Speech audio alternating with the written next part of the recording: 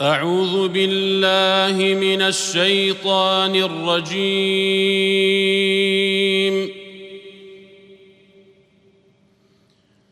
بسم الله الرحمن الرحيم.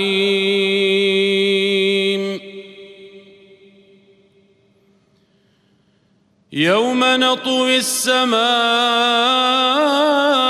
كطي السجل للكتب كما بدأنا أول خلق نعيده وعدا علينا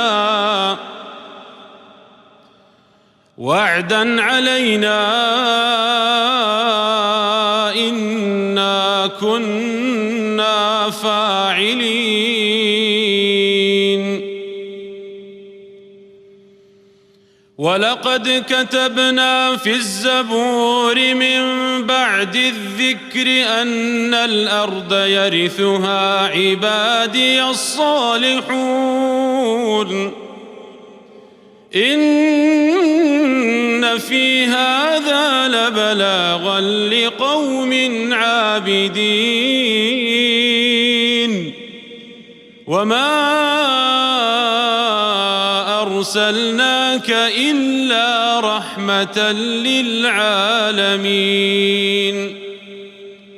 بسم الله الرحمن الرحيم. نون والقلم وما يسطرون. ما أنت بنعمة ربك بمجنون وإن لك لأجرا غير ممنون وإنك لعلى خلق عظيم. صدق الله العظيم. اللهم صل على سيدنا محمد وعلى آله وصحبه وسلم. اللهم صل على حبيبنا محمد وعلى آله وصحبه وسلم. اللهم صل على شفيعنا محمد وعلى آله وصحبه وسلم. بنای خدای بخشندەی میهرەبان، بینەرانی ئازیز و خۆشەویستی کەناڵی ئاسمانی پەیام، سەلام و ڕەحمات و میهرەبانی خدای گەورەتان لەسەر بێ. خۆشحاڵین لە بەرنامەیەکی تری پێ بەپێی خۆشەویست صلی الله عليه وسلم با خزمەتیەوەی ئەزیز و خۆشەویست شاد بینەوە. پێ بەپێی خۆشەویست بەرنامێکی ساڵانەیە بە بۆنەی ساڵوەگەڕ لەدایکبوونی پێغەمبەری خوا صلی الله عليه وسلم لە کەناڵی ئاسمانی پەیام پێشکەشەکرێت. لە دەستپێکا بەناوی ئەو خودایە دەست پێ دەکەین کە دەفەرمێ: أعوذ بالله من الشيطان الرجيم. يا أيها النبي إنا أرسلناك شاهدا ومبشرا ونذيرا وداعيا إلى الله بإذنه وسراجا منيرا. صلاة ورحمات مهربان خوا بۆ سەرجانی پێغەمبەری سەرمەشق و پێشەوا صلى الله عليه وسلم کە دەفەرمێ: أنا سيد ولد آدم ولا فخرا. دەفەرمێ: إنما بعثت لأتمم مكارم الأخلاق. سلامی خوا لە میراتگرانی ڕاستەقینەی پێغەمبەری خوا صلى الله عليه وسلم. بە بۆنەی لەدایکبوونی پێغەمبەری پێشەوا صلى الله عليه وسلم پیرۆزبایی خۆمان ئاراستەی سەرجەم گەلانی مسلمانانەکەین، بەگشتی مسلمانانی کوردستان بە تایبەتی تر ئەو ئەزیزانی کە بەدیار ئەم بەرنامەیە دانیشتون و بە تایبەتی تر برایانی زوڵم لێکراومان لە کەرتی غەزە دەخوازین کە خودای گەورە بیکە بە میهرەبانی خۆی چۆن ئەوەی کە پێغەمبەر صلی الله علیه وسلم بە ڕەحمەت هەناردی بۆ جیهانیان بارانی ڕەحمەت بەسەریانە ببارانی، زیاتر سەبر و ثەباتیان پێ عەتاکا و لە زووترین کات نسڕەتی خۆیان پێ ببەخشی بەسەر زایۆنی خوێن ڕێژی منداڵ کوژ. خۆشەویستان، ئێمە لە خزمەتی ئەوەی عەزیز و خۆشەویستە لە بەرنامەی پێ بەپێوی خۆشەویست صلی الله عليه وسلم لە خزمەتی ئەو مامۆستا عەزیز و خۆشەویستانە لە شاری هەولێر لە خزمەتان نابین. ئامانزمان پێیدا ئەوەیە مقارنەی ژیانی خۆمان بکەین، ئاخۆ ئێمە چەندە لەگەڵ فەرمایشت و سنەتی پێغەمبەری خوا داین صلی الله عليه وسلم. هێندێک پرسیاری هەستیار دەوڕژێنی لە خزمەتیانە بەر لەوەی پێغەمبەری خوا بێ صلی الله عليه وسلم ژیانی ئینسانی بە شێوەیەکی گشتی چۆن بوو لە هەموو کایەکانی ژیان، دوای ئەوەی کە ڕەحمەتەن لیلعالەمین هات چۆن ئەو کایانەی گۆڕی بۆ ئەو پەڕی سەعادەت و کامەرانی بۆ ئازادی مرۆڤەکان بۆ خۆشبەختی دنیا و هەروەها کامەرانی یەکجاری دوا ڕۆژ. زۆر بەڕێز مامۆستا شێرزاد عەبدولوەهاب، بەڕێز مامۆستا ئیبراهیم سەنگەسەری، بەڕێز مامۆستا ڕزگار بێراوەی لەگەڵ بەڕێز مامۆستا سەرباز، بەناوی خۆمان و ئێوە عەزیز و خۆشەویستەوە بە خێراتێکی زۆر گەرمیانەکەین و لەدایکبوونی پێغەمبەری خوا صلی الله علیه وسلم لەی پیرۆزەکەین، یاخۆ بەخێر بن سەر و سەرچاوە. بەڕێز مامۆستا شێرزاد، سەرەتا دێمە لای جەنابتان پێمان بڵێ لە سەردەمی نەفامیە ئەو خەڵکە چۆن دەژیان لە ڕووی دینیەوە، دواترش کە پێغەمبەری خوا صلی الله علیه وسلم هات، چۆن ئەو دینە کاتێک کە خەڵکانێک دوای و بەعفەتی پێغەمبەر عیسا سەلامی خوای گەورە لەسەر فترەی زۆر ڕۆشت بوو گومڕا بوون و دار و بەردیانە پەرست، دواتر کە پێغەمبەری خوا هات صلی الله علیه وسلم چۆن گۆڕی تا ئێستاکەوەی کە ئێمە لەسەری گوزەرەکەین. بەناوی خدای بەخشندەی مهرەبان، ملیارەها ملیار حەمد و سەنا و سپاس و ستایش بۆ ذاتی پاچی ئەڵڵا کە خاوەنی هەموو ناز و نعمەتەکانە. درود و سەڵات و سەلام برژێ بەسەر جانی پاچی پێشەوامان، نوری چاو تازی سەرمان محەممەد المستەفا صلی الله عليه وسلم و لەسەر یار و یاوەرانی و لەسەر شوێن کەوتوانی تا ڕۆژی دوایی. سەلام عەلەیکم وەڕەحمەت الله وبەرەکاتوه. دەستخۆشێکی گەرم لە جەنابتان و لەو برایانەی کە لە پشت کامێرەکاری دەکەن و بە خێراتنی ئێوە هەموو بینەرانی بەڕێزیش دەکەم. بە خۆشحاڵیشم کە لەگە ئەو دوو برا گەورەی عەزیز و خۆشەویستی خۆم دکتۆر ئیبراهیم و مامۆستی عەزیز و خۆشەویستمان لە خزمەتتان دەبین لەگەڵ ئەو دەنگ خۆشەی کاکە سەرباز بە موفەقی کە یا ڕەبی. ئەو کاکە سەربازە نازەم چوا زوو گەورە بوو، گەورە قەتە ماوە ئەوش کۆکە بوو گەورە بنیش نا مامۆستا. سەلامەتی مامۆستا. دەستخۆشی لە تەلڤیزۆن و لە سەتەلایتی پەیام دەکەم کە هەموو ساڵێک ئەو بۆنێ بە گرنگ دەزانی و بەڕاستی دەتوانین بڵێم تەکانێک دەدا بە ناسینەوەی پێغەمبەری خوا عەلەیهی سەڵات وەسەلام کە حەقە مانجی ڕەبیع الئەوەل بە مانجی ناسینی پێغەمبەری عەلەیهی سەڵات وەسەلام ناو بنێن کە زیاتر ئەو مانگە تەرخان بکەین تەنها و بەتەنها بە پێغەمبەر ناسی صلی الله علیه وسلم. چکە ژیانی مادی، ژیانی سیاسی بێسەروبەرمان، ژیانی کۆمەڵایەتی بێسەروبەرمان، ژیانێکی سەقەتی ئابووریمان بەڕاستی وەی کردووە خەڵک لە پێغەمبەر و لە ئیسلام و لە دین تۆزێک دوورکەوێتەوە. زاکی خۆیتی ئەو مناسەباتانە بەڕاستی تەرکیز بکرێ بۆ ئەوەی ئەو مانگە تەنها پێغەمبەر ناسیبی صلی الله علیه وسلم. بەنسبەت پرسیارەکەی بەڕێزێت تەبعاً خەڵکی مەککە ئەوانە لە چەند تیرەیەک دروست بوونە پاش ئەوەی کە دینی عەزرەتی ئیبراهیمیان لە ناو بوو، تقریباً عەشیرەتی جورهم برێن سەیتەرەی کردبووە سەر کۆی ئەو منتیقەی دەورە و پشتی ئەوەی مەککەی پیرۆز. پاشان قەبیلەیەکی تر هەبوون، تەمام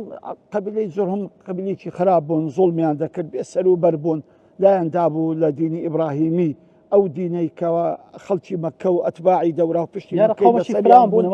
بەڵێ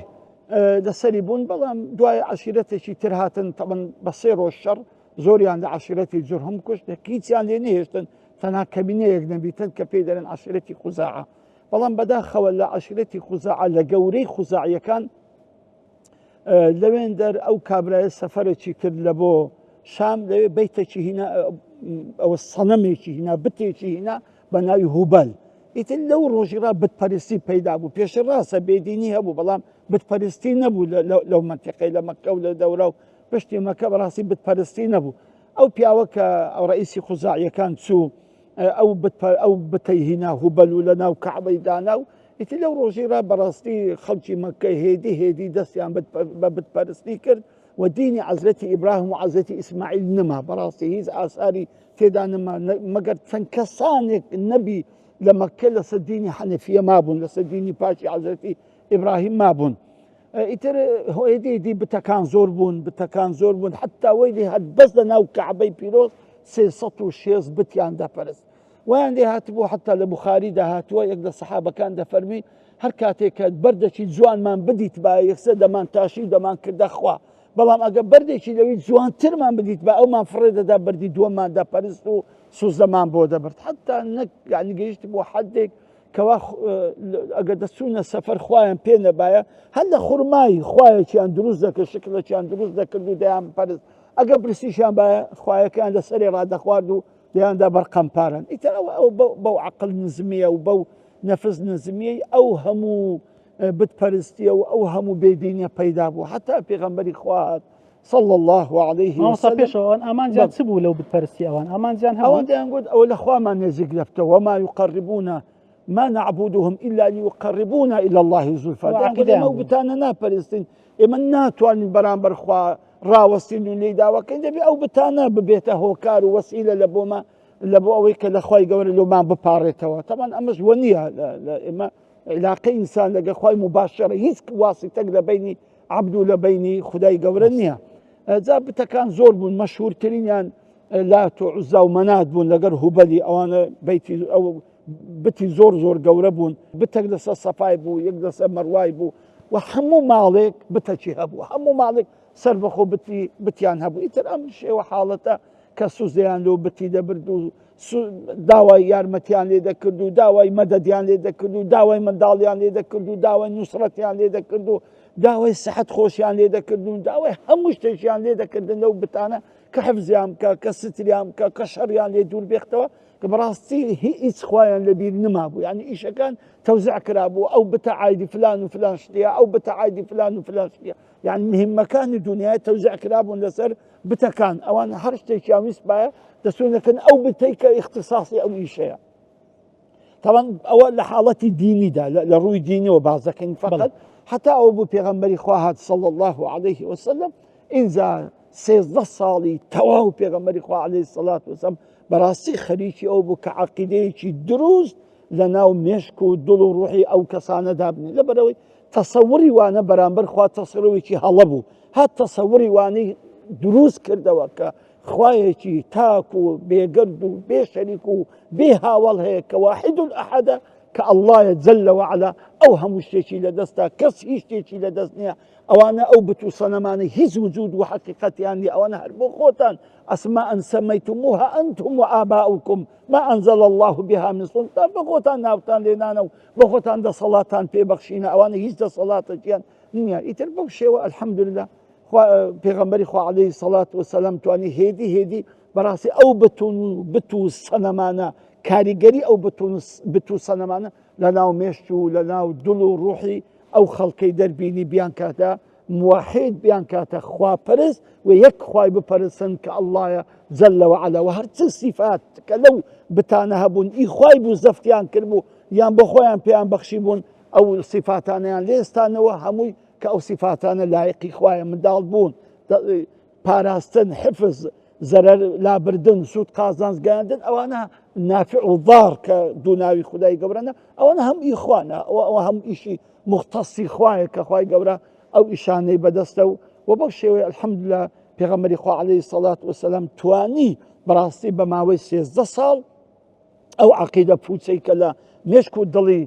خەڵکی مەکە و دەورا و پشتی مەکە بوو لێیان دەربینێ طبعا لەو فترەی کە پێش ئەوەی پێغەمبەر بێ عليه الصلاة والسلام 5 کەس بوون بە مەسیحی 5 کەس ئەوانە بوون بە مەسیحی پیاوی عاقڵ و ژیر بوون دەیانزانی ئەو بتپەرستیە هیچ حەقیقەتی نییە و قەنەعەتیان هەبوو بەوەی کە ئەوانە خوانین لە دوو دینی حەق دەگەڕانن بەدەستیشیان نەدەکرد نزیکترین دینیش لەوان دینی مەسیحەکان بوون کە لە شام خەڵکی شام هەم جووی تێدا بوو جوولەکەی تێدا بوو و هەم مەسیحیشی تێدا بوو ئەو مەنتیقە مەسیحیەتی زۆری تێدا بوو ئەو بوون 5 کەس لەوانە یەک لەوانە وەرەقەی کوڕی نەوفەل کە خزمی دایە خەزیزەیە ڕەزا و ڕەحمەتی خوا لێبی کە پێغەمبەری خوا عليه الصلاة والسلام لە ئەشکەوتەکەی کە لە غاری حێرا وحی بۆ هاتە خوارێ و حضرت جبرائيل فرمي اقرأ أو قلت ما أنا بقارئ شيء حتى پیغمبر فرمي حتى بلغ مني الجهد حتى طاقتي لي بريم پاشان بریدم میم حادثەکەی دەزانن دووبارە ناکەمەوە کە چۆ ماڵی فەرمووی زەممیلونی داپۆشن حەزەتی خەدیجەش پێغەمبەری خوا عەلەیهی سەڵات وەسەلام داپۆش کە کاتێک کە هاتەوە سەر حاڵەتی تەبیعی و خۆی ئارام بووە وتی وەڵڵاهی دەترسێم لێم تێک بچی ئەس دایە خەدیجە فەرمی وەڵڵاهی لا یخزیک الله ئەبەدەن قەت خوای گەورە ئەتوو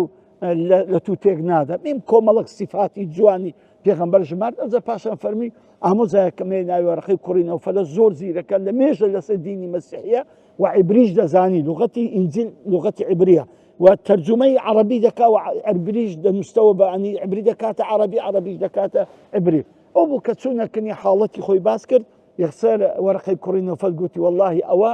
ئەو مەلائکەتەیە کە بۆ سەر حەزرەتی موسا هاتی تەخوارێ بۆ سەر حەزرەتی عیسا هات تەخوارێ خۆزێ گەنجێک بام پشتم بگرت بای ئەو وەختی کە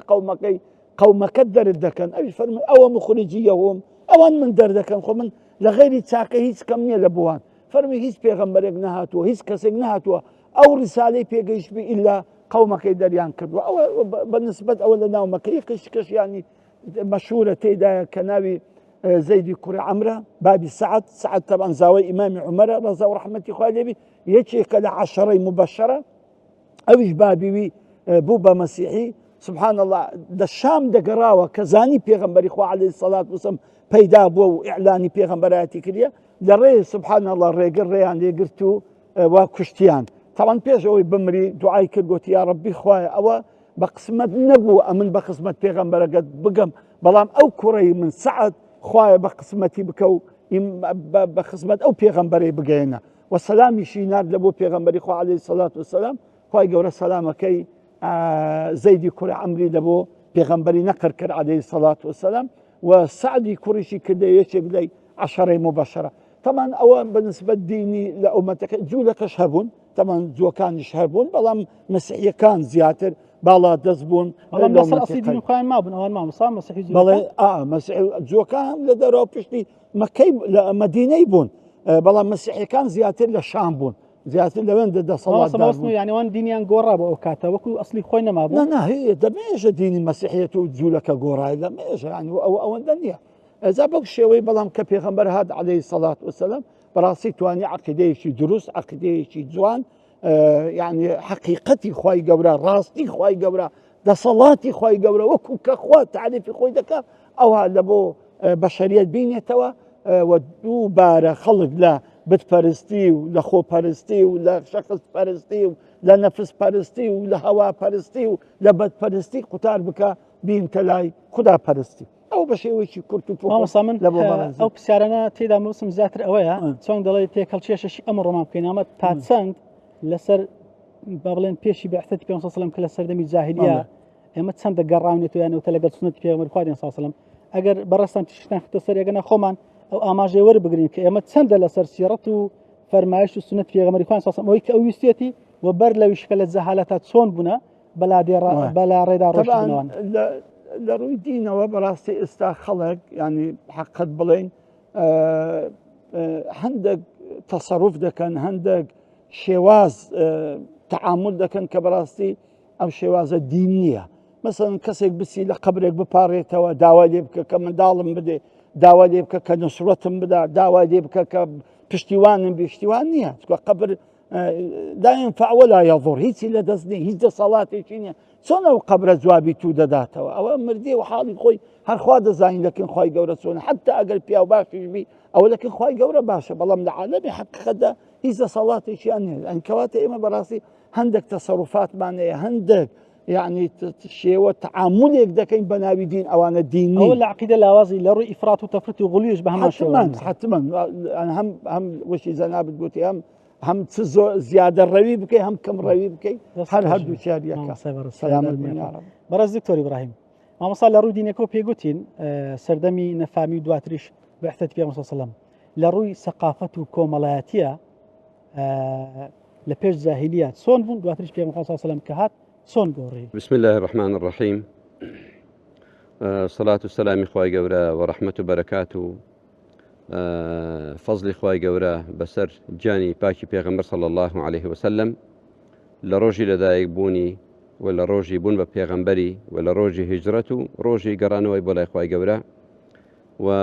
سوپاس بۆ دەرفەتە دەستخۆشتان لێ دەکەم و دەستخۆشی لە برایانی پشتکامی ڕادەکەم و ڕێز و خۆشەویستیم بۆ بینەرانی خۆشەویست خوای گەورە لەو مانگە پیر خۆشەویستە مانگی دڵان کە مسلمانان تێیدا یادی پێغەمبەر دەکەنەوە صلی الله عليه وسلم لەسەر سنەتی دەوەستن مەقسەد لەوەدا کە ئەو عورفەی کە هاتووە زانایانیان ڕگایان پێداوە یادی پێغەمبەر بکرێتەوە مەبەستیان ئەوە بووە لەو مانگە دەمەزەردی زانیاریەکانمان خۆشەویستیمان ئیمانمان بە پێغەمبەر صلی الله عليه وسلم زیاد بکەینەوە ئینشاءالله. سوپاس لەگەڵ مامۆستا بەڕێزانە سوود لە قسەکانیان دەبینم. مامۆستا باسی کە دەربارەی لایەنی دینی خۆی لایەنی دینی هەرگەلێک کەوا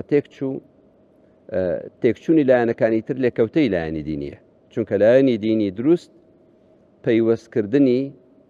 دڵی و تەواوی بەندەکانە بە وەحی خوای گەورە سوبحانەه وتعالە لە ڕێگای پێغەمبەرە.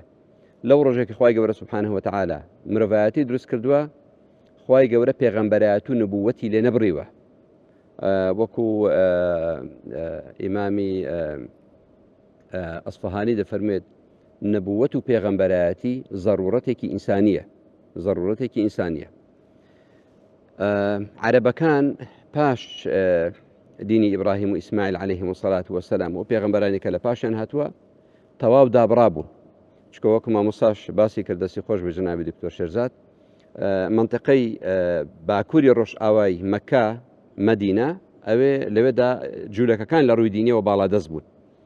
لە شام نەسڕانیەکان باڵادەست بوون و جنوبیش منطقەی یەمەن بە هەمان شێوە هەندێک منطقەیان نەجران و ئەوانە مەسیحیەکان باڵادەست بوون. منطقەکانی تری یەمەن و منطقەی عێراق ئاگرپەرستەکان فارسەکان لەوێدا باڵادەست بوون. عەرەبەکان ئەوەی کە خۆیان نێشت بوویەوە مەشهور بوون کە ئەوانە خزمەتکاری ماڵێکن لە ماڵەکانی خوای پەروەردگار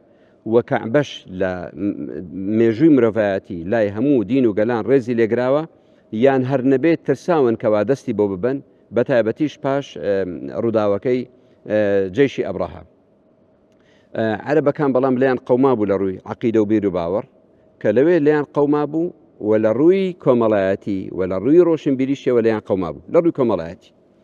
خۆی ئەو منازەرە و چاوپێکەوتنەی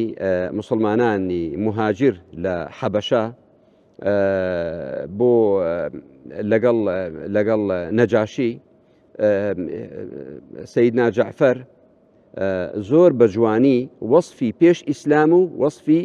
هاتینی پێغەمبەری کە صلی الله عليه وسلم. طبعا سعد و یەک دوو کەسی تر هاتبوون کەوا وەکو بڵێ کاهینەکانیان ڕازی کردبوون کەوا ئەو مسلمانان تەسلیم کاتۆ بیانێنەوە مەکە، بەڵام نەجاشی کابرایەکی عاقڵ بوو، گوتیەوە ئەنگۆ چ دەڵێن، چۆن کەسێک پەنای بۆ من هێنابێت من ڕاستە خۆ تەسلیمتان دەکەم، با بێن گوێیان لێ بگرن. کە هاتن جەعفەر فەرمووی من با قسە بکەم، فەرمووی ئێوە چ دەپەرست؟ گوتیان ئێمە خوایەک دەپەرستی و ئێمە شەمان دینمان هەیە کە ئێوەش وەکو دینن، دینی عیسا و محەممەد ئەوانەیەکە. لە یەکێک لە قسەکاندا دەفەرمێت كنا قوما أهل جاهلية، أي پاشای گەورە ئێمە گەلێکی جاهیلین. جاهیل یعنی ئەوانی کە لەسەر ڕێگای دینێکی ڕازنین. نعبد الأصنام، ئێمە بتمان دەپەرست، ونأكل الميتة، مردارەوە بوومان دەخوات، ونأتي الفواحش، بەدڕەوشتیمان دەکرد، ونقطع الأرحام، خزمەتیمان دەپشڕاند و جێبەجێمان، ونسيء الجوار، وهروەها لەگەڵ دراوسێ خراپ بووین، ويأكل القوي منا الضعيف، بەهێزەکان بێدەسەڵاتەکان دەکوژن لێیان دەدەن ماڵیان داگیر دەکەن، وەکو ئەوەی ئەوڕۆ لە جیهانی ئیسلامیدا دەگوزارێت. جارێکی تر خەریکە ئەو جاهیلیەتە ینی بەهێز گەڕاوەتەوە تاکە ئومێدی مرۆڤایەتیش بەگشتی و بەتابەتی جیهانی ئیسلامی ئەو دەعوە بەهێزەیە، ئەو گەڕانەوە بەهێزەی ئیماندارانە بۆ سەر سیرەت و سنەتی پێغەمبەری نازدار صلی الله عليه وسلم. اینجا دوای دەفەرمێ حتى جاءنا هذا النبي من عند الله سبحانه وتعالى فأمرنا بعبادة الله سبحانه وتعالى وحده ووصيلة الأرحام والإحسان إلى الجار هتا كوتاي كواتا سيدنا جعفر بجواني بكرتي هنا باجوي كوا بتبرز بون لبواري كومالاتي دا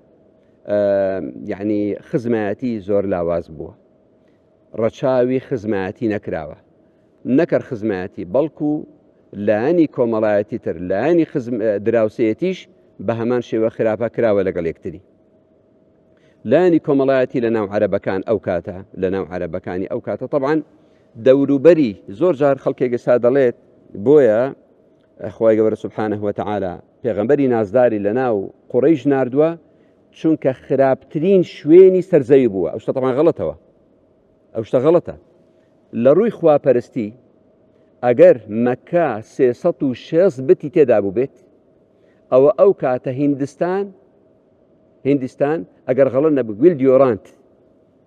لە تاریخ الحەضارە مێژووی شارستانیەتی دەڵێ لە ناو هیندستان 300 ملیۆن بت هەبووە پەرستراوە کەواتە لەوان خراپتر بووە ڕۆمەکان خراپتر بوون لە بواری فەلسەفی فارسەکان خراپتر بوون ئەوان ئاگریان پەرستووە هیچ شوێنێک لەوێ باشتر نەبووە کەواتە ئەوەی کە ئێمە باسی مەکە دەکەین ئەشەد و کوفر و نیفاق ئەو لە چی مامۆستا ئەوە باسی هەموو عەرەب ناکە باسی عەرەب دەکات ئەو باسی ئەعراب دەکات چۆن ئێمە پێمان ناخۆشە پێمان بڵێن ئەکرات ئێمە کوردین ئەوانیش عەرەبیان هەیە و ئەعرابیان هەیە وەصفی ئەعرابە هەموو عەرەبەکان نییە پێویستی بە ئەو ڕاستکردنەوە یان ئەو خاڵە وردە پێویستە مامۆستایان لەسەری بوەستی بۆ خەڵکی ئەنی چونکە لە ناو عەرەبەکاندا هەندێک شتی ڕجولەت پیاوەتی هەبووە بەڵام لەگەڵ ئەوەشدا خوای گەورە سوبحانەهو وتەعالا ویستی ئەو شارە کە بە ئوم القوڕای ناو بردووە لەوێوە دەست بە دەعوە بانگەوازی پێغەمبەر بکرێت صلی الله عليه وسلم لە ڕووی کۆمەڵایەتی کۆمەلگای قوڕەیش کە پێغەمبەر تێدا لەدایک بوو ئەو کۆمەلگایە دابەش بوو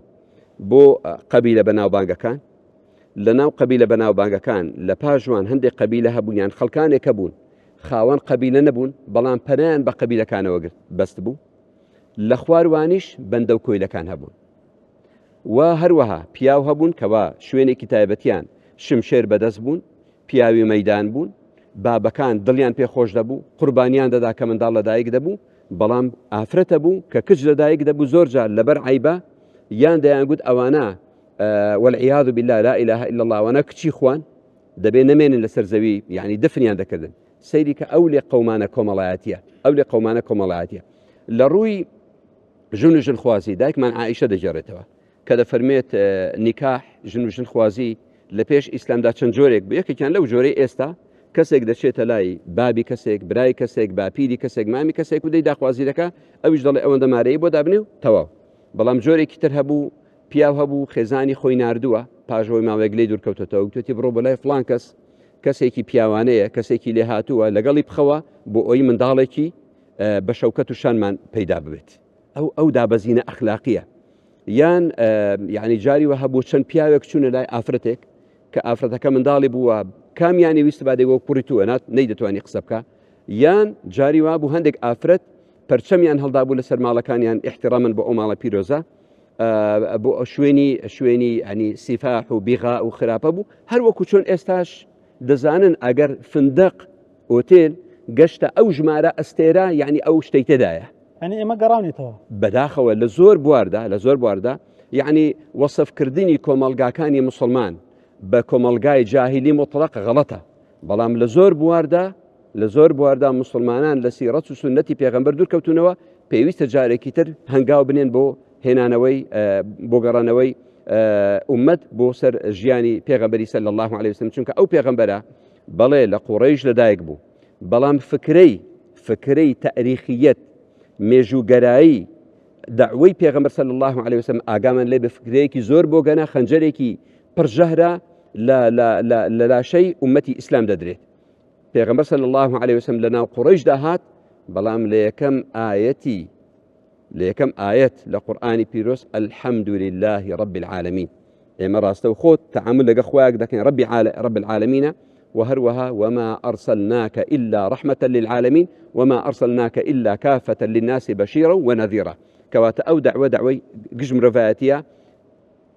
دعوة سردمي بيغمبر صلى الله عليه وسلم بو عرب وغير عرب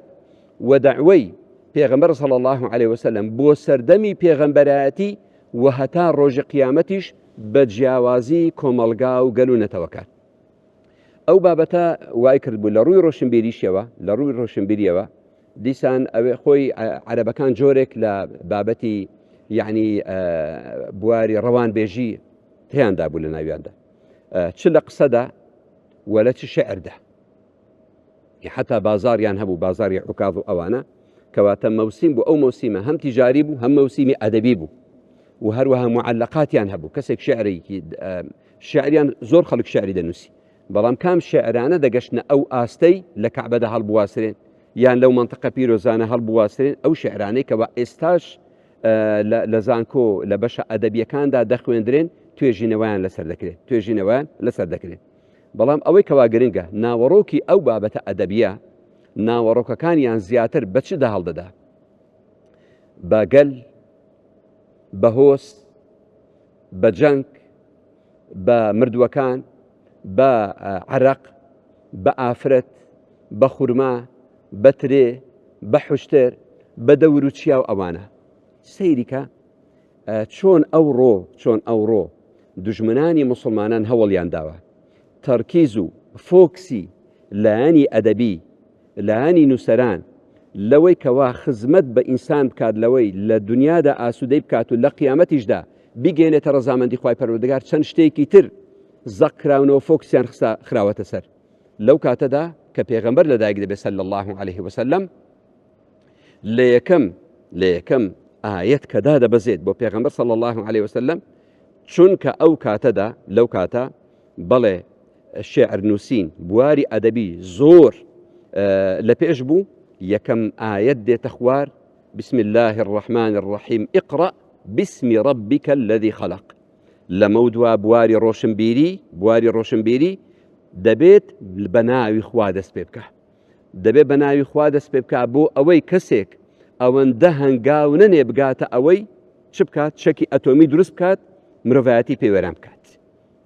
ئەوەندە هەنگاو نەنێت ئەلکترۆنیاتێک کەوا مسلمانان ینی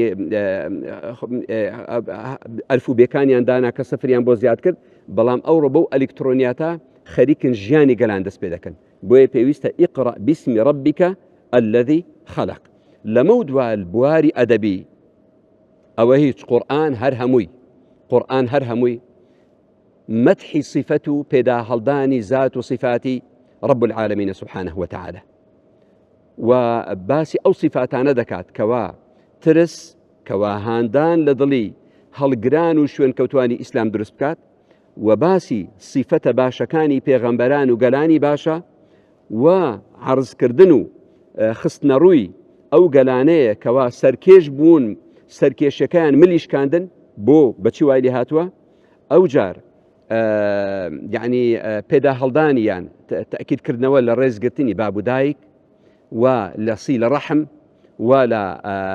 والجار ذي القربى والجار الجنوب والصاحب بالجنب وابن السبيل گرنگیدان ويطعمون الطعام على حبه مسكينا ويتيما وأسيرا ئەگەر دقت دەی ناوەڕۆکی ئەو شێعرانەی کە لە سەردەمی جاهیلیەتدا نووسراوە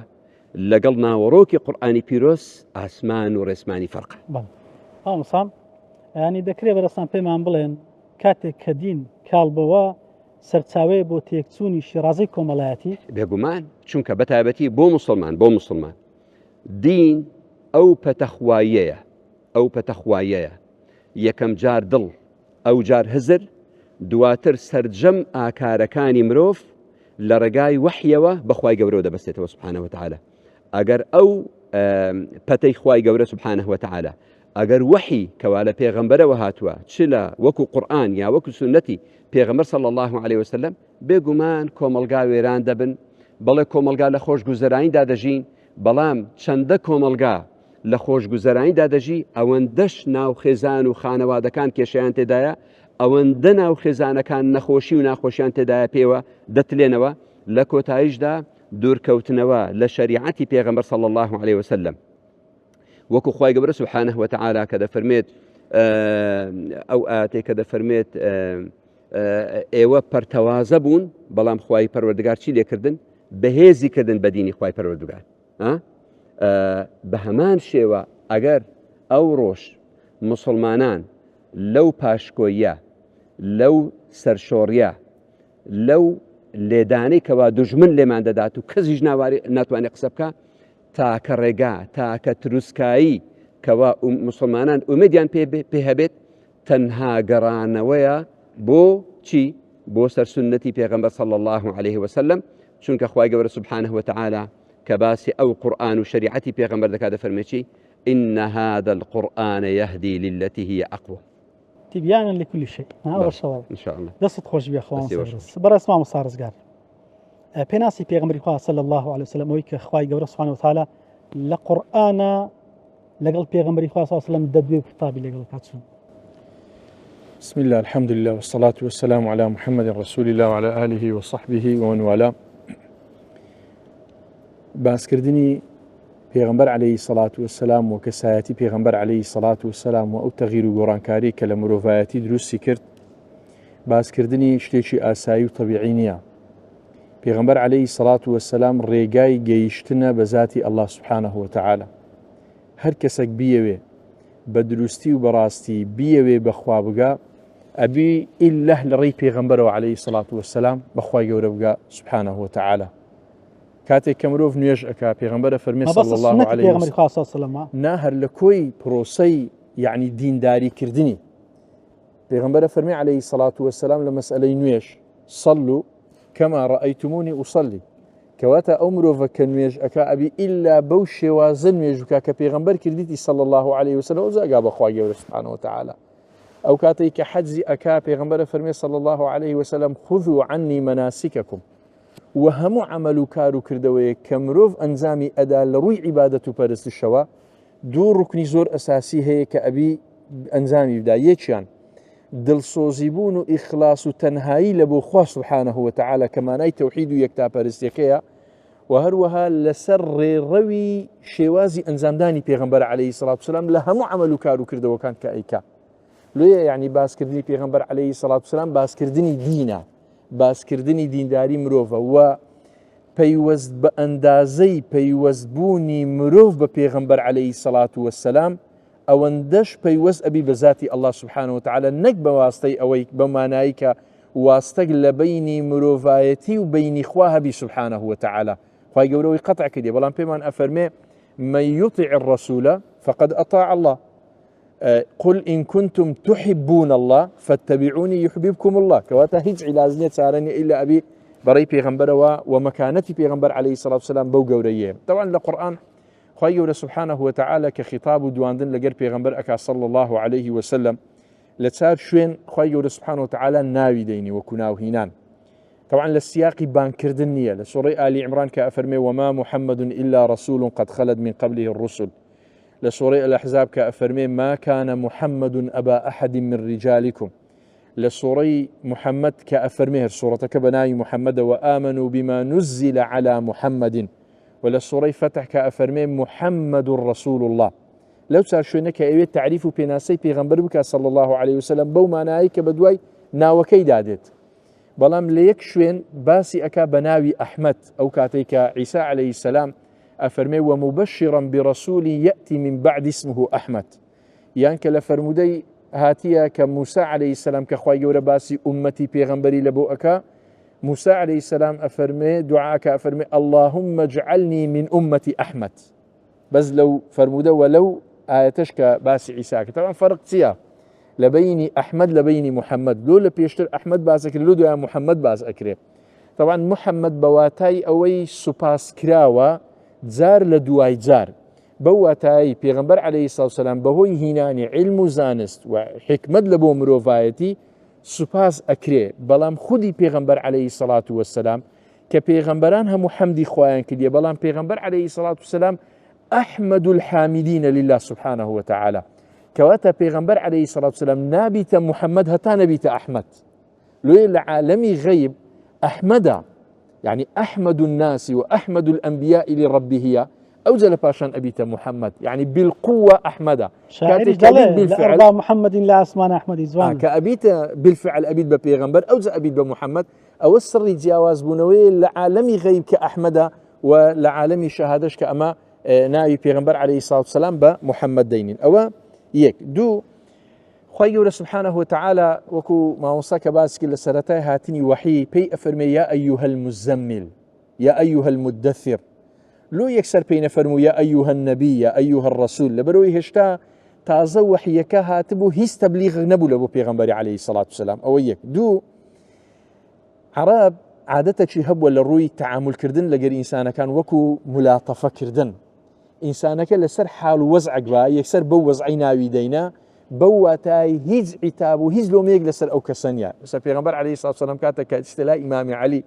تۆزێک عاجزی هەیە ئیمامی عەلی یارە لە ماڵێ بۆ حاڵەتێک لە مزگەوتێ لەسەر لاتەنیشت پاری دایتەوە ئەو لاتەنیشتەی بەخۆڕە کە پێغەمبەر بینی سەڵات وسەلام هەر ئەسیتەوە پێغەمبەر پێی فەرمێ قم یا ئەبا توڕاب لێرە ئەوە مولاتەفەکردنەکە لەو حاڵەتەی کە تێیدایە و بەو نوعش کە بانجی ئەکا بەو واتایە کە هیچ عیتابەکەم لەسەرەتو نییە کاتێک کە خوای گەورە سوبحانەهو وتەعالا پێغەمبەر عەلەیهی سڵاتو وسەلام وەحی لێ و دێت لە ماڵەوە خۆیدا ئەپۆشی و دای ئەپۆشن و زەممیلونی دەثیڕونی خوای گەورە کە بانجێکە پێیە فەرمێ یا ئەیوهە المزەممیل یا ئەیوهە المدەثر قم فەئەنذر یعنی لەو حاڵەتەی کە کردیت ئەی پێغەمبەر عەلەیهی سڵاتو وسەلام هیچ عیتابت لەسەر نییە وەکو حاڵەتی ئەنجامدان. طبعا باسکردنە چیکە کە خوای گەورە سوبحانەهو وتەعالا باسی پێغەمبەر ئەکا صلی الله عليه وسلم ئەفەرمێ وأنه لما قام عبد الله يدعوه كادوا يكونون عليه لبدا يعني لسورة الإسراء كافر سبحان الذي أسرى بعبده طبعا جورترين بلا مروف بي بدري لدنيا دا بلا عبودية لبو سبحانه وتعالى أوي إنسان بمانع عبدايتي لبو خوالوه بي خواي جورة سبحانه وتعالى بجورترين ناو كمانع عبودية لبو سبحانه وتعالى ناوي بيغمبر ديني صلى الله عليه وسلم و ئەو مانایەشمان تێ ئەگەینی وەکو ئێمەی مسلمان ڕاستە خوای گەورە بەو شێوازە باسی پێغەمبەر ئەکا صلی الله عليه وسلم بەڵام ئەفەرمێ ئاگادار بن وەکو ئەهلی کتاب مەکەن پێغەمبەر عەلەیهی سەڵات وەسەلام چەند گەورەبی لە مانای عەبدایەتی تێناپەڕی لە بۆ خوا سوبحانەهو وتەعالا لۆیە ناوی مسلمانان غولو و تێپەڕاندنیان هەبی لە پێغەمبەر عەلەیهی سەڵات وسەلام بیگەینە حاڵەتی يعني خوايتي لو يش خواي جورة سبحانه وتعالى هم بناوي عبدش ناوي بيغمبر ديني صلى الله عليه وسلم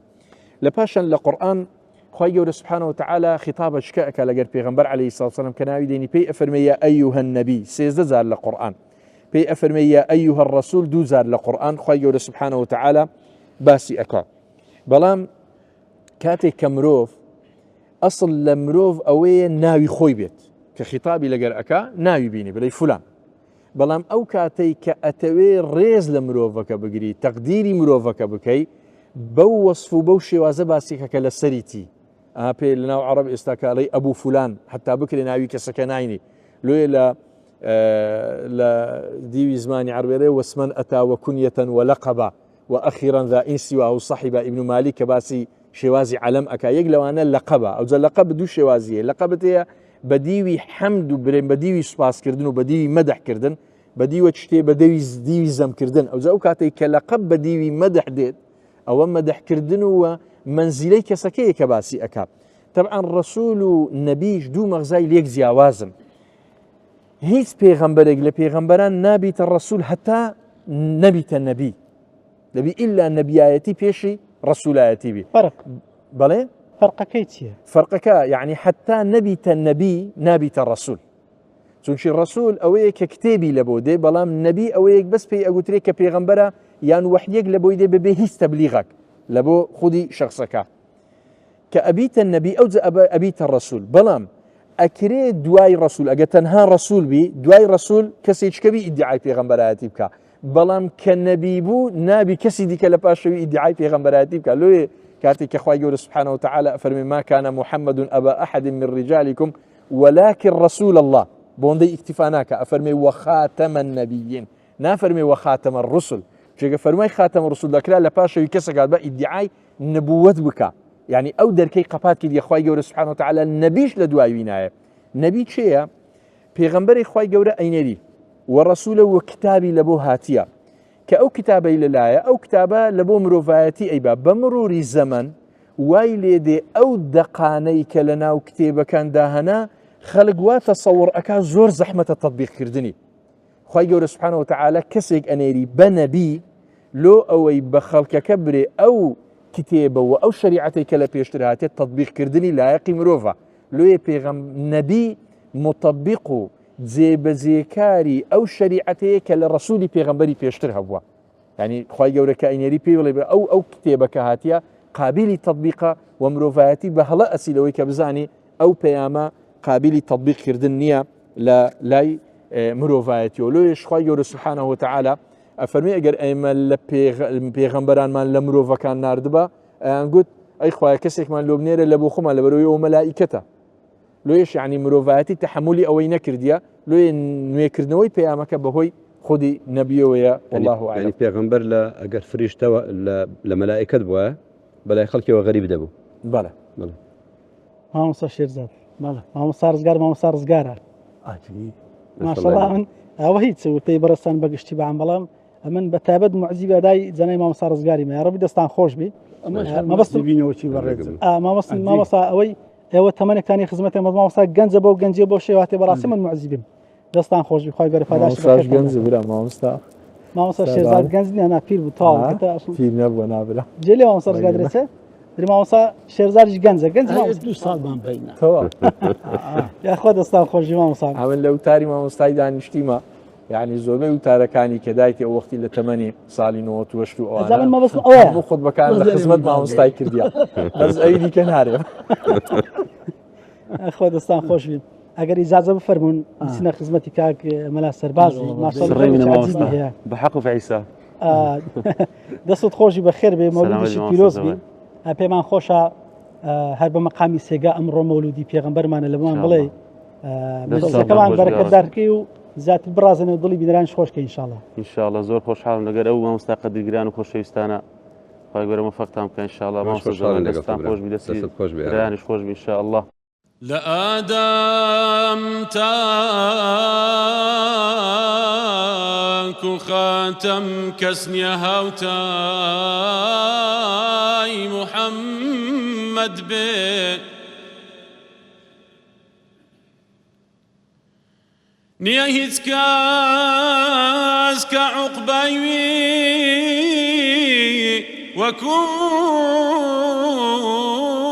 عقباي محمد بي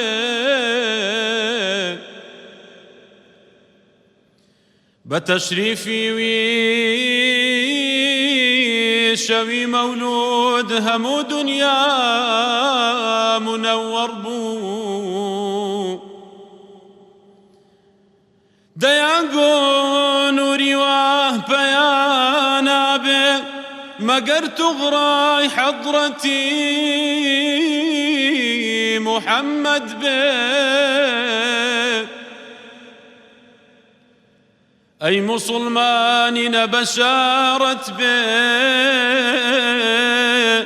كبيغمبر طبيب بون ساغد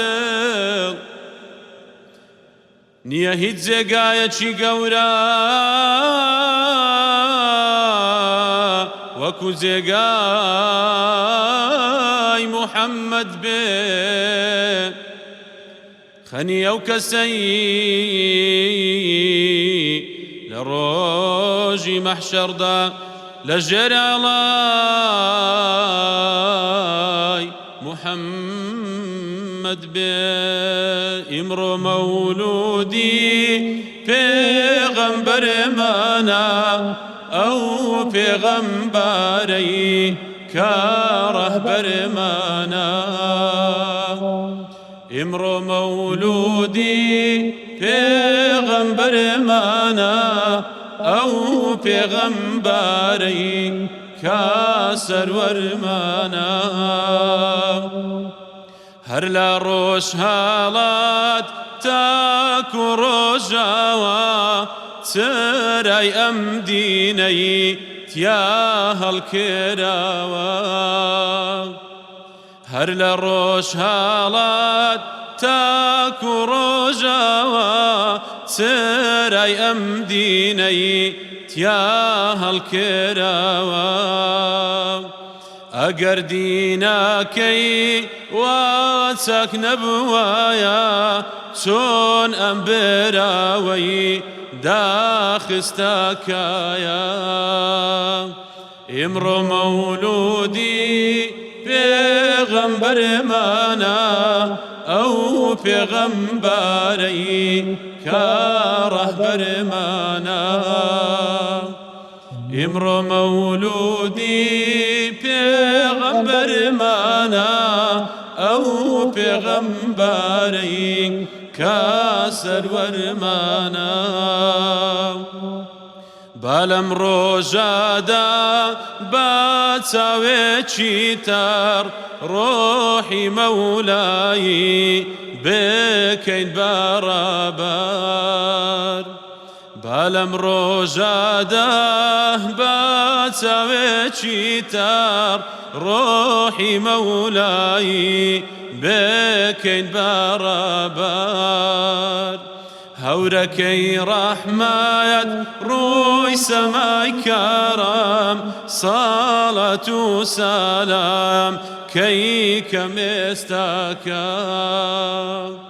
امرو مولودي پیغمبر مانا او پیغمبری كرهبر مانا امرو مولودي پیغمبر مانا او پیغمبری كسرور مانا بنو برجو بدا بهمدا بسر مزرعي روحي خاتم دا بنو برجو بدا بهمدا بسر مزرعي روحي خاتم دا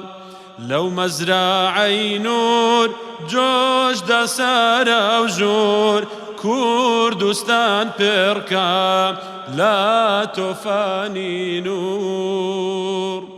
امرو مولودي پیغمبر مانا او پیغمبری كرهبر مانا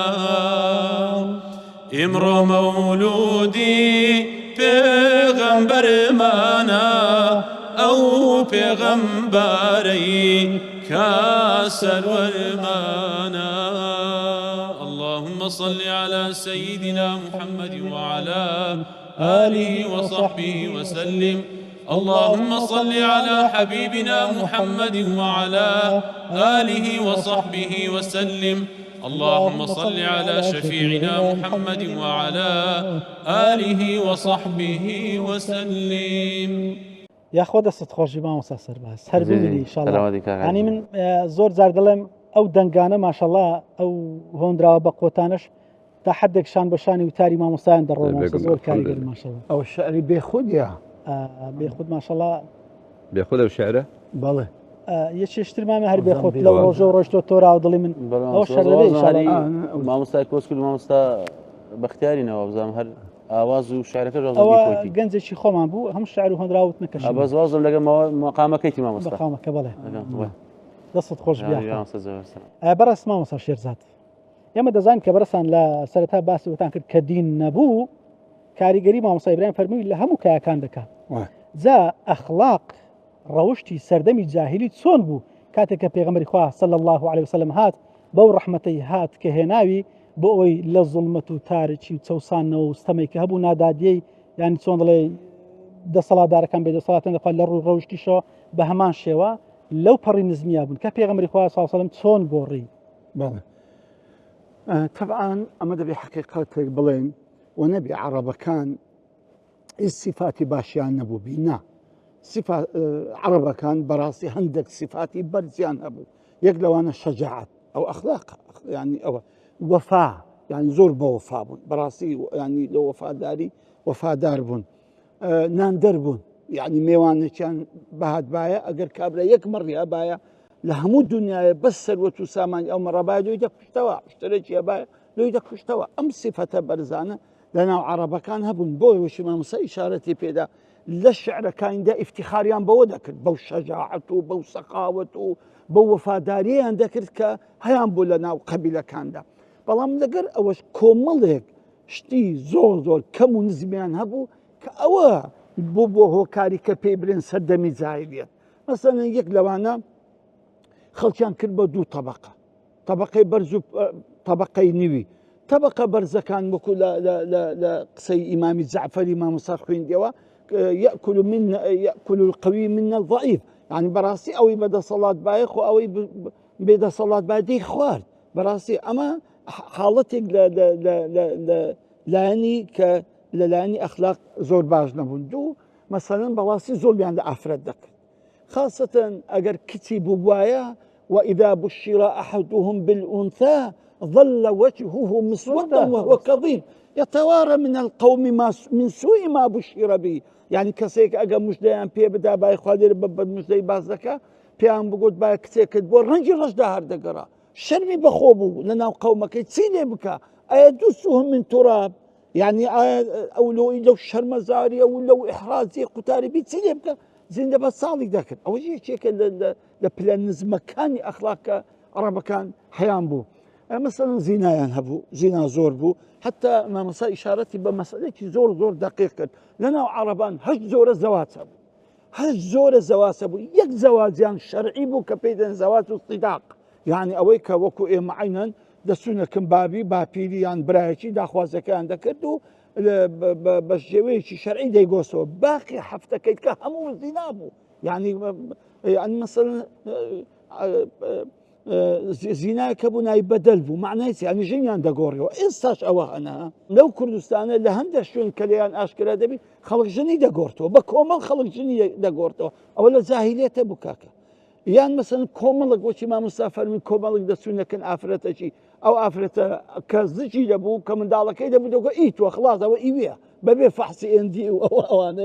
بەم لەوی دادات ئیتر هەفت زۆری زینا هەبوو یەک زۆری کە زەواجی شەرعی بوو ئارە خواردن زۆر ئارە خواردن ینی وەکو ئاو دۆ ئەوانە ئارێقیان دەخوا ئەو کۆمەڵک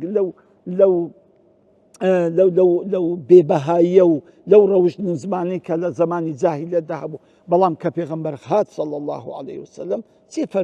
فەرموو إنما بعثت لأتمم مكارم الأخلاق ئەمن هاتیمەم ئەخلاق لە قیمەی تەواو کەم یعنی ئەخلاقەکە گەشتە چێندەر ئەمن دەی بەمە قیمەی جا فعلا پێغەمبەری خوا عليه الصلاة والسلام پێش ئەوەی ببێت بە پێغەمبەر هەر مەوسوول بوو بە کۆمەڵە ئەخلاقێکی توان بەخۆی مەوسوول بوو کاتێکەوە مشکلیان لێ پەیدا بوو چی حەزەری ئەسوە لە شوێنی خۆی دانێتەوە کە بەیتیان تعمیر کردەوە تیان کاکە چێ لەو دەرکەی هاتە ژۆرە دەرکەی بەنی شەیبە یەکەم کەس چی هاتە ژۆرە ئەو حەکەمە بەیانی ڕێک پێغەمبەری خوا عەلەیهی السەڵات وەسەلام هاتە ژۆرێ هەموو گوتیان ڕازین بەو پیاوە کە ببتە حەکەممان لۆ چکە قەت درۆی ناکاتن کە پیاوێکی عادلە یعنی هەر بەخۆی بە صادق ئەمین مەشهوور بوو پێشەوەی پێغەمبەری خوا عەلەیهی السەڵات وەسەلام هیجرەتکە خۆ هەموو کافرەکان ئەمانەتی خۆ و پار و پوڵی خۆیان دەکەن پێغەمبەری دانابوو عەلەیهی السەڵات وەسەلام کەواتە بەڕاستی پێغەمبەری خوا عەلەیهی السەڵات وەسەلام کە هات هەموو کایە ئەخلاقیەکانی جوان کرد هەند ئەخلاق دوو بەشە بەسێکیان فتریە زبلیە هەر کابرا کە لەدایک دەبی هەندێک سیفاتی جوانی تێدایە مثلا لە سەرخۆ هادێ بەوەفا ڕازگۆ مثلا ئەوانەی تێدایە بەڵام جۆری دووەم لە ئەخلاق کەسبیە يعني دەتو بە خۆت دەبی پەیدایکەی مثلا دەبی پێغەمبەری خوا عەلەیهی السەڵات وەسەلام دەفەرمی عەلەیکم بالصدق فإن الصدق يهدي إلى البر وإن البر يهدي إلى الجنة كواتە ئینسان دەتوانی خۆی لە ڕابینی ڕاستگۆ بێت ئەتوە دروی مەکە دەبێ ڕاستگۆ حتى يكتب عند الله صديقا بەو شێوەی سەبرگرتن کە ئەخلاقێکی جوانە ئەوە دەبی کەسبیە دەبێ مەحاولە بکەی بە سەبر بی یان حلم وەفدەک هاتنەکەن پێغەمبەری خوا عەلەیهی السەڵات وەسەلام هەموو غاریاندا لۆکن پێغەمبەری خوا عەلەیهی السەڵات وەسەلام لە یەکەچیان نەبی غاری نەدا چوو دانیش خۆی شۆش زکەچی نوێی لەبەر کرد ئەزەچەوە خزمەت پێغەمبەری عەلەیهی السەڵات وەسەلام پێغەمبەر فەرمووی ئین فیکە خەصلەتەینی ئەتۆ دوو خەصلەتت تێدایە خوا پێغەمبەری خوا ئەو دوو خەصلەتەی خۆش دەوێت فەرمی چ یا رەسوڵ الله فەرمی الئەناءەة والحلم یعنی لەسەر خۆی و ئارامی جا فەرمی یا رەسوڵ الله ئەوە هەر بەخۆم لێمە یان بەخۆم پەیدام کردوتی نا هەر بەخۆت لێتە یعنی خوای گەورە کە دروستی کردە ئەو دوو ئەخلاقە جوانەی هەبوو کەواتە پێغەمبەری خوا هات عەلەیهی السەڵات وەسەلام هەرچی ئەخلاقی جوانە چ عیلاقەی بە خۆت وەبی چ عیلاقەی بە خێزانەوە بوو چ عیلاقەی بە دەور و پشت و زیران چ عیلاقەی بە بازار چ عیلاقەی بە هەموو کایەکانەوە وەهبی پێغەمبەری خوا عەلەیهی السەڵات وەسەلام ئەخلاقی لە بۆ هینان حتى يعني ئەمکە من چینە برێ وەڵڵا لە سیاسەت ئەخلاق نییە شتیوان نییە لە ئیسلامەتی ئەسڵان دەبی کابرای سیاسی لە هەموو خەڵکی بە ئەخلاق دەبی نەک درۆی بە موبەڕیر بزانی بۆ ئەوەی لە ئینتیخابات یەکەم دەنجی بینی شتیوان نییە لە ئیسلامەتیدا ئەوەی پیاوی سیاسی دەبی لە هەموو خەڵکی بە ئەخلاق دەبی لە اقتصاددا اقتصاد ئەخلاقی تایبەتی خۆیە نەک لە اقتصادەوەی پارەی زۆربی هەر تشتی ناڕەوە و درۆ دەلەسێ لە دیعایی لە بۆ ئەمە باس بکاتن بۆیە ئەوانەی کە دیعایی دەکەن زۆر خەتەرە دەبین سەد سوندی دەخوا بە درۆ ئاگاشی لە خۆنیە کەواتە لە هەموو کایەکان لە ڕووی فکرەوە لە ڕووی ڕۆشنبیریەوە لە ڕووی کۆمەڵایەتیەوە لە ڕووی سیاسیەوە لە ڕووی ئابوووریەوە لە هەموو ڕووەکان بەڕاستی دەبی ئەو ئینسانە بە ئەخلاق بیت کۆ پێغەمبەری خوا عەلەیهی السەڵات وەسەلام لە هەموو ڕووەکان ئەخلاقی لە بۆ ئێمە هێناوە کە بەڕاستی قورسترین شتیش لە ڕۆژی قیامەتێ لەسەر میزانی عەبدی ئەخلاقە وەکو حەدیسی پێغەمبەری خوا عەلەیهی سەڵات وسەلام باز دەکات دەفەرمێت قورسترین شت لە ڕۆژی قیامەتێ لەسەر میزانی عەبدەکان چێ ئەخلاقی جوانە حتى لەگەر خێزانی چ دەفەرمی خەیروکم خەیروکم لئەهلیه وأنا خەیروکم لئەهلی باشترینتان ئەوە کە بە جوانترین مامەڵە لەگەڵ خێزان و منداڵی دەکات و ئەمن لە هەمووتان باشترم لە بۆ ماڵ و منداڵی خۆم کە ئەتوو دەتەوێت باش بی لەگە ماڵ و منداڵی بەچی باش دەبی بە کۆمەڵک ئەخلاقی جوان بە کۆمەڵک خوڕەوشتی جوان ئەتوو دەتوانی جوان ببی ئیتر بەو شێوەی پێغەمبەری خوا عەلەیهی سەڵات وسەلام هات بەڕاستی ئەوەی بەشی ئەخلاق بوو کە لە عەرەبەکان هەیان بوو ئەخلاقی بەرز وەکو وەفا و سەخاوەت و شەجاعەت تەشجیعی کردن و لۆی تەواوکردن و ئەوەی نەشی بوو هەر هەمووی فێرکردن کە دەبێت ئینسان بەو شێوەیە ئینسان کائینێکی ئەخلاقیە ئەگە بێت و ئەخلاقی لێدادڕی لە ئینسانی دەبتە حەیوان دەبتە دڕندە جا بۆیە حتا ئینسانەکان ئینسان بن ئەخلاقیان توان دەبی حتا لە ئەخلاق دوور بن بەرەو دڕندایەتی دەچن ئەوە کاریگەر دەکاتە سەر مجتەمع و کۆمەلگا بە شێوەیەکی تا دەوڵەتیش بالضبط هەمووی یعنی چ بابەی سیاسی چ بابەی اقتصاد چ بابەی ئەندام پەرلەمان ڕێیز و بۆری سەرۆکی هەمووی دەبی ئینسانەکان بە ئەخلاق بن چونکە ژیان بە ئەخلاقەوە جوانە ئەگە ژیان ئەخلاقی تێدا نەما ژیان دەبتە کارەسات دەست خۆش بێ خۆمەسا بەڕێز دکتۆر ئیبراهیم لە ڕووی ئیقتصادەوەی کە مامۆستا ئاماژەی پێکرد بۆن منە لە ڕووی ئابووریەوە لە سەردەمی نەفامیە چۆن بوون دواتریش بەعسەتی پێغەمبەر چۆن گۆڕی طبعا کۆمەلگای قوڕەیش و جەزیرەة العەرەب لە دوو بواردا زیاتر یانیان دەتوانین بڵێ لە سێ بواردا یعنی ماڵیان دەست دەکەوت لە بواری بازرگانی و لە بواری کشت و کاڵی و لە بواری مەڕ و ئاژەڵ بەخێوکردن لە ڕووی بازرگانی خوای گەورە سوبحانەه وتعالى باز دەکات لە سوورەتی قوڕەیش ئیلافیهم ریحلەتە الشتاء والصیف لە هاوینان بەرەو شام تیجارەتیان دەکرد چونکە ئەوێ فێنکتر بوو وەزستانان چونکە یەمەن گەرمتر بوو دەچوونە ئەوێ و یعنی ئەوەندە سەرمای نەبوو تیجارەتیان لەگەڵ وێ بوو و هەروەها قوڕەیش زۆر گرنگی بە بەرهەمی پێست ینی بە جلوت دەدا بۆیە دەڵێن کە عەمری کوڕی عاس چووە لای نەجاشی کۆمەڵێکی زۆر پێستەی کە لای ئەوان مەقبوڵ بوو پێستەی خۆشکراوی یان جلودی خۆشکراوی قوڕەیش بە دیاری بۆی بردن و هەروەها ینی هەر لە ڕووی بازرگانی شمشێری هیندیەکانیان بەکاردەهێنا کە شمشێری زۆر باش بوو و لە ڕووی دراو و لە ڕووی دراو زیاتر دراوی دوو دراو بەکاردەهێنرا دینار زێر بوو ئیڕۆمەکان بوو بەکاردەهات حتا سەردەمی طبعا عەبدولمەجید کوڕی مەڕوان یەکەم دیناری ئیسلامی سەگ کرد و لێدا و دیرهەم فلوس ساسانیەکان و فارسەکان بوو بەکاردەهات ئەوە لە ڕووی طبعا کۆمەلگای قوڕەیشی کۆمەلگایەکی بازرگانی بوو لەگەڵ بەخێوکردنی مەڕ و ماڵات و حوشتر کۆمەلگای مەدینە تائیف کۆمەلگایەکی یعنی وەکو بڵێ فەلاحی بوو کشت و کاڵ بوو کشت و کاڵ لەو منتەقانەدا زۆر بوو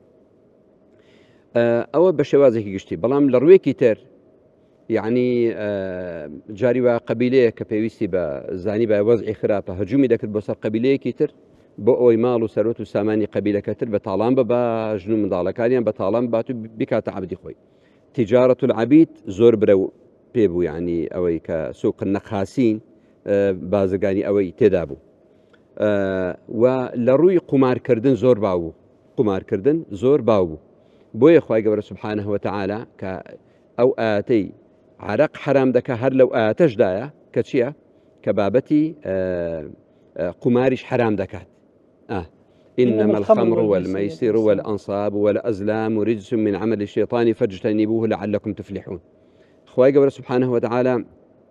حکمەتەکەشی باس کردووە ئەوانە وا دەکات يعني لەخواتان دوور دەخەنەوە ويوقع بينكم العداوة والبغضاء في الخمر والميسر وادكا دجمنياتان لنواندا درز بيت كإسلام هات الرباش بهمان شيء ماموسا طبعا عفمك ديك لو بابتاني كزور زور بابو دبو باسب كان با وكو ركيزيك بابتي الربا بو چونك لناو كومالغاي جزيرة العرب مكة هەروەها بەتایبەتی لە مەدینەوە چونکە لەوێ لە ڕووی بازرگانیەوە کێ باڕادەست بوون جووەکان وەکو بڵێ دەستیان کێشا بوو بەسەر بازرگانی مرۆڤایەتی یان بازرگانی جەزیرەت العەرەب نیمچە دوورگەی عەرەبی سوبحان الله ئەوڕۆ دەڵێ مێژوو خۆی دووبارە دەکاتەوە بە هەمان شێوە جووەکان دەستیان لە بازرگانی جیهانی ئەوڕۆدا هەیە کەەوە هەچی کێشەیە لە بنسەری ئەواندایە بەڵام بە ئومێدی خوای پەروەردگار دعوەتی پێغەمبەر صلی الله عليه وسلم سنەتی پێغەمبەر جارێکی تر کۆتایی بەریبا و بەسوو بە قۆڕەخکاری دێنی کە ئیسلام هات خوای گەورە سبحانه وتعالى لە سەردەستی ئەو پێغەمبەرە نازدارە صلی الله عليه وسلم جارێکی تر لایەنی مادی سنووری حەڵاڵ و حەرامی بۆ دانا و لە ناو حەڵاڵ بە موئەسەسی کرد بە دامەزراوەی کرد چۆن جارە خوای گەورە سبحانه وتعالى مەبدەئێکی دانا بۆت نییە ئەگەر برادری خۆت ئیحراج بکەی بە دیاری شتێکی لێ وەربگری بۆ یا ئەیها الذین آمنوا لا تأكلوا أموالكم بينكم بالباطل إلا أن تكون تجارة عن تراض منكم رازبون بەوەی کەوا ئەتوو شتێک لە بەرامبەر دووەردەگری نەقڵیەتی یان گواستنەوەی مولکیەتی ئەو ماڵە لە جەنابی مامۆستا لە جەنابی دکتۆر لە جەنابتانەوە بۆ من پێویستە مەبدەئی رازیبوونی تێدا بێت کەواتە فێڵ نابێت غەشکردن نابێت بەرتیل نابێت قومارکردن نابێت وەری باش نابێت ماڵەوە بەس لە بەرژەوەندی هەژارەکان نیە بەڵکو بۆ دەوڵەمەندەکانیش بە دەوڵەمەندەکانیش بێگوم بۆ دەوڵەمەندەکانیش چونکە خوای گەورە سوبحانه وتعالى بینە سەر ڕیبا کابراکە نەیدەتوانی قەرزی بداتەوە منداڵەکەیان لێ وەردەگرت دەیان کرد عەبد و دەیان فرشت بەڵام خوای گەورە سوبحانه وتعالى مەبدەئێکی بەتوندی بەرەو ڕیبا وەستا خوای گەورە لەسەر دەستی ئەو پێغەمبەرە نازدارە ڕیبای قەتع کرد بۆ چونکە فێی فەرموها وریابن ڕیبا هەر بۆ هەژارەکان خراب نییە وەکو جەنابەت فەرمووی يمحق الله الربا ويربي الصدقات ڕیبا بازرگانی و سەروەت و سامانی خەڵکی دەپوکێنێتەوە هەڵی دەرزێنێت و وێرانی دەکات بۆیە لە بەرامبەردا ئیسلام گرنگی بە چدا گرنگی بە ماڵبەخشیندا گرنگی بە ڕازگۆییدا لە چی لە کڕین و فرۆشتن و لە معامەڵە نەبوونی غەش و هەروەها بابەتی زەکات ماڵبەخشین لە ماڵبەخشیندا زەکات موئەسسەسەیەکی تێر و تەسەلە بەس پیا و حکومەتێکی دەوێت تەبەنی بکات یەک کۆمەڵگا لە هەژاری ڕزگار دەکات بۆ چونکە دیارە ماڵ لە کێ وەردەگرێت ئەندازەکەی چەندە سیفەتی حەولی تێدا بێت سیفەتی نیسابی تێدا بێت و ساڵی یەک جارە و ئەو جار لە زێر و زی و لە دراو چەند نیسبەتەکەی چەند وەردەگرێت لە ئاژەڵ چەند وەردەگرێت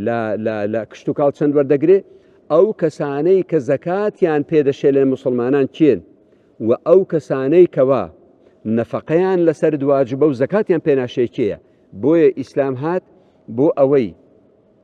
ماڵ تەنها بە ڕێگای جەنگ و داگیرکاری بە لە ڕێگای بازرگانی لە ڕێگای ڕیبایەکی ستەمکاری ماڵ لە خەڵکی نەستێنێت بابەتی چی کرد دادوەری لە بازرگانیدا ڕازیبوونی هەردووک تەڕەف ئەخلاقێکی بەرز لەگەڵ ئەوەش خەڵکانێک هەیە دەوڵەمەندەکان خەڵکانێک هەیە مافی ئەوان لە ناو ماڵی ئێوەدا واجب بووە و ئاتاهم من مال الله الذي آتاكم ئەو مەبدەئە چەسپێنرا لە نێوان هەزر و بیری سەحابەکان و هەتا ئێستاش بە هەمان شێوە بەردەوامە ئەو ماڵەی لە باخەڵ و لە دەستی دەوڵەمەندێکدایە ئەو ماڵە ئەمانەتی خوایە ئەو پیاوە بەڕێوەی دەبات دەڵێن لە شوانێکیان پرسی گوتیان ئەو مەڕانە ئیچێن گوتی لله في يدي ئەو ماڵی خوایە و ئەوڕۆ لە بەردەستی مندایە بەیانی ڕەنگە لە بەردەستی مندانمێنێ تقریبا بە شێوازێکی گشتی بواری ئابووری بەو شێوە بوو و ئەو گواستنەوە و نەقڵە پیرۆز و مبارەکە بوو کەوا لە سەردەستی پێغەمبەر و بە لەدایک بوون و بە پێغەمبەراتی ئەو پێغەمبەرە هەتا ئێستاش مرۆڤایەتیش ئەوانەی بیرمەند و کەسانی ژیر و دانان لە غەیری مسلمانەکان دەڵێن ئەو لێ قەومانەی ئەوڕۆ مرۆڤایەتی لێ قەوماوە خەڵک ڕۆژان لە برسان دەمرێت و بە مەلاین تەنیش دەخرێتە ناو دەریاکان دەڵێن تەنها ئابووری ئیسلامی دەتوانێت چارەسەری ئەو بابەتە بکات. دەست خۆش بێت لەگەڵ ئەوە شەمامسا ئەوەی شەڕکە حەڵاڵ و حەرامی کردێت لە هەمان کاتە پێ خۆسەلم چۆن دەڵێ تەژیعی زۆری کردو بۆی کە زیاتر ئەوانە بکرێت بۆن منە تاجیرێکی ڕازگۆ ئاوایە لەگەڵمە مەسەڵەن ئەجر و پاداشی سەدەقەکان لە سەحابەکان و لە عەشەڕەی مبەشەرین سەحابە زۆر هەبوو خەڵکانە بوو لە ناو مزگەوت بەس خەریکی فێربوونی وحی و سنەتی پێغەمبەر بوو کەسانی ناو بازاریشمان هەبوو وەکو عوثمانی کوڕی عەفان وەکو عەبدوڕەحمانی کوڕی عەوف پێم خۆشە ئەو چیرۆکە لە دایکبوونی پێغەمبەر صلی الله علیه وسلم بۆ برا بازرگانەکەم بگێڕمەوە جوولەکە هەمیشە قۆرخی بازار دەکات و ئەوانەی صیفەت جوولەکەشن بە هەمان شێوە دەڵێن کە پێغەمبەر صلی الله علیه وسلم هاتە ناو مەدینە پیاوێکە بوو بیرێکی هەبوو ئەو بیرە ئەو پیاوە بوو و بیری تر نەبوو کە ئاوی ئاوا زوڵاڵ و تام خۆش بێت بە کەیفی خۆی گرانی دەکرد پێغەمبەر صلی الله علیه وسلم فەرمووی چێ ئەو بیرە دەکرێت و بەهەشتی بۆ هەبێت عوثمانی کوڕی عەفان گوتی من چوو لە ئەو پیاوە گوتی ئەو بیرم پێ بفرۆشە گوتی پێ نافرۆش چەندت پارە دەوێت گوتی پێ نافرۆش گوتی کاکە زۆر باشە نیوەم پێ بفرۆشە گوتی آخر چۆن دەبێت گوتی بۆ نابێت من نیوەت لێ دەکڕم ڕۆژێک ئەتوو بە کەیفی خۆت بفرۆشە ڕۆژێکیش مڵکی خۆمە من چی لێ دەکەم کەیفی خۆمە گوتی باش دەڵێن بە 22,000 دیرهەم نیوەی لێکڕی عوثمانی کوڕی عەفان زۆر زیرەک بوو تا بازرگانی مسلمان پێویستە ئەو زیرێکی هەبێ بۆ ئەوەی بازاری قۆرەخکراو لە دەستی بازرگانی بێدین بێنێتە دەر بیکاتە شوێنی هەژاران و فەقیران کە لێی کڕی ئەو ڕۆژێکەوە کابرا بە کەیفی خۆی دەیفرۆشت حەقی نەبوو ڕۆژی سەرەی کەوا ئیمام عوثمانە فەرمی خەڵکینە من ئەو بیرەم کردە ماڵی خوای پەروەردگار بە کەیفی خۆتان لێ هەڵێنجە والله کابرای جوولەکە کوتی بە قورئان من یعنی دۆڕاندم یعنی خەڵک دەچێت ئەوەی کە پێویستی بە ئاوە لەو ڕۆژەدا کەوا سەرەی ئیمام عوثمان بوو لە ڕۆژی تردا کابرای جوولەکە موشتەری نەما کابرای جوولەکە هاتە بۆ لای ئیمام عوثمان گوتی کاکە نیوەکەی تریشم لێ بکڕە ئەو جاری ئیمام عوثمان بێمنەت بوو گوتی باش گوتی بە هەمان سعر گوتی ناچۆم بۆ سعرە من ئێستا ئەوەندەی پێ نادەم ئەدی چەند پێ دەی بە سەدا کەمتر لە 100 دوێنێ یعنی 150 دوێنێ کەمتری لێکڕی یعنی ئەو نمونەی ئەو بازرگانیانەی لێ دروست کرد و هەر لە ئابووری ئەو شتە زۆر گرنگە لەفتەیەکە بۆ ئەوانەی حاکمیت دەکەن و دەسەڵاتداری دەکەن زۆر سنەتی پێغەمبەر بخوێنەوە صلی الله علیه وسلم پێغەمبەر صلی الله علیه وسلم سەدەقەی لەسەر خۆی و ئالی محەممەدی حرام کرد صلی الله علیه وسلم گوتی سەدەقە و زەکات نابێ ئێوە بخۆن طبعا پێغەمبەر صلی الله علیه وسلم لە داهاتی غەزو بەشی دەبوو زۆر جار زێری پێ هەبووە بەڵام ڕۆژێک سەحابەکان دەڵێن پێغەمبەر صلی الله علیه وسلم قامەت کرا گوتی ڕاوەستن ئێستا دێمەوە سەحابەکان ئەوە بە پێوەن پێغەمبەر صلی الله علیه وسلم چووە ژوورێ و هاتە دەر گوتیان پێغەمبەری خوای خێر بوو گوتی وەڵڵی هەندێک زێرم لە ماڵێدا بوو پێم خۆش نەبوو نوێژی بکەم هەتا ئەو زێڕەش دەبەخشم کەواتە یەکەم پێغەمبەر صلی الله علیه وسلم لە بواری ئابووری دەسەڵاتدارانی فێر کرد کە نابێت چاوتەن لە ماڵی خەڵکی بێت خاڵێکی تر پێویستە ئەگەر دەسەڵاتدار دەوڵەمەند بوو بەخشندەترین کەسی ناو کۆمەلگای خۆی بێت وەکو ئیبن عەباس دەفەرمێت ولا رسول الله صلى الله عليه وسلم أجود بالخير من الريح المرسلة پیغمبر صلى الله عليه وسلم لبایەکی گشتگیری تیژڕە و خێراتر بوو لە ماڵ بەخشین ولا بەخشینی زانست بەخشینی ڕەوشت و بەخشینی ماڵیش دەستت خۆش بێ خوام بەڕێز مام سارزگار لە سیاقی قورئانە خدای گەورە سبحانه وتعالى خطای پێغەمبەرەکە صلی الله عليه وسلم یا أيها النبي یا أيها الرسول ئەو ڕەبط و پێوەستبوونانە چی کە بەوانەوە دەیخا لە قورئان مەزموعەک نیداء هەیە مەزموعەک بانگکردن هەیە طبعا لەوانە ئیمانداران کە خوای گەورە سبحانه وتعالى ئەیکا و ئی خەڵکیش بەگشتی ئەیکا بەڵام لە سیاقی بانگکردنی خەڵک لەگەر ئیمانداران دووشتی لێک جیاوازە دیقەت کە لە هەموو قورئان کە ئەفەرمێ یا أيها الناس ئەفەرمێ اتقوا ربكم بەڵام کە ئەفەرمێ یا أيها الذين آمنوا ئەفەرمێ اتقوا الله لەوێ لەگەر ئیماندار ئەڵڵای بەکاردێنی لەگەر ئەناسیش ڕەبی بەکاردێنی لەبەرەوەی هەموو خەڵک پێی خۆش بی پێی ناخۆش بی ئیعتراف ئەکا بە ڕەبایەتی خوا کە ئەو ڕزقی ئەدا ڕۆزی ئەدا حیات و ژیان بەڵێ لێ ئەفەرمێ الناس اتقوا ربكم چونکی ئیعتراف بە ڕەبایەتی ئەکا بەڵام بە مانای ئولوهیەت وەرگرتنی حەلال و حەرام بەس ئیماندار ئیعترافی پێیەکە بۆیە فەرمێ یا أيها الذين آمنوا اتقوا الله معنای ئولوهیەت لەگەری حکم شرعی كان يسر إيمان دار مسلمان بەڵێ ئەوە یەک دوو لە خیتابی قورآانی کە ئەفەرمێ یا ئەیها الذين آمنوا وەکو عەبدوڵای کوڕی مەسعود ئەفەرمێ هەر کاتێک کە جێ لێ یا ئەیها الذين آمنوا بوو فەرعیها سەمعک ئەفەرمێ جێی لێ بوویدە یان ئەوەتە ئەمرێکە خوای گەورە پێت ئەکا یان نەهیەکە لێ دەی دوور بکەویەوە يعني جاروي هر أمر هم نهي كشتدا يا أيها الذين آمنوا اتقوا الله وقولوا قولا سديدا أو اتقوا الله دو أمري تدا يعني يا أيها الذين آمنوا اتقوا الله لباشا ولا تموتن إلا وأنتم مسلمون أمركم نهي كشتدا أبي إنسان تساولي بكبزان لدواي ويتسدي بهمان حالة لبو بيغنبريش عليه الصلاة والسلام يا أيها الرسول قل لأزواجك وبناتك يا أيها النبي بين آياتي اتق الله ولا يعني بهمان حالة نداءك لبو بيغنبريش عليه الصلاة والسلام همان حالته وهمان شوازة بلام كاتي كدي خواهي قول سبحانه وتعالى لسياقي تشريع باس كردني حكم كان كالرسول بكارديني النبي بكارديني أو دوانه بكارديني ناوي بكارنايني لبرت لبروي بيغنبر عليه الصلاة والسلام بماناي محمدايتي صلى الله عليه وسلم كناي محمد أو نية إطاع جرايا لي بكري بومانايا كنبي وكرسولة إطاع جرايا لي أكري لو سياق قرآنيك بصديقتي أو آية أفرمي أو كاتي كباسي إيمان أكا أفرمي يا أيها الناس قد جاءكم الرسول بالحق من ربكم فآمنوا خيرا لكم لقر إيمانك باسي أفرمي الرسول رسولك نير دراوك باسي محمد ناكا صلى الله عليه وسلم لباسي إقرار كردنو دان بيداهنان بحق طبعا لنداء كان لقرآن يكشوي نجي يا أيها الذين أوتوا الكتابة لو يشك أمريان بيك آمنوا بما نزلنا مصدقا لما معكم أفرمي يا أهل الكتاب قد جاءكم رسولنا يبين لكم كثيرا مما كنتم تخفون من الكتاب ويعفو عن كثير قد جاءكم من الله نور وكتاب مبين باسي رسول أكا بلام لو آية تشتري كاش باس أكا أفرمي قد جاءكم من الله نور وكتاب مبين طبعا ليلة كتابك قرآن نوركش مبسي في بيغنبر عليه الصلاة والسلام كي يهدي به الله من اتبع رضوانه سبل السلام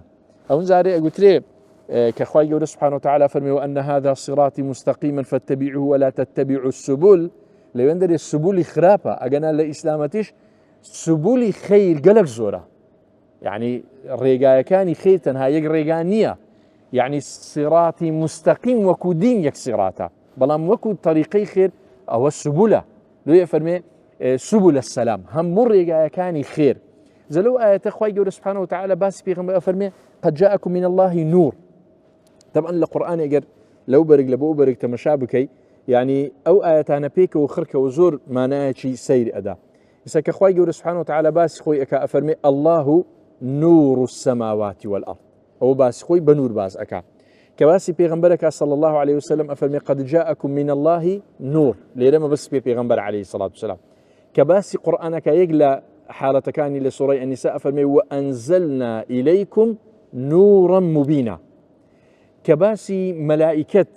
پیغمبر باسكا صلى الله عليه وسلم أفرمي خلقت الملائكة من نور كواتا نورك هيك قرآن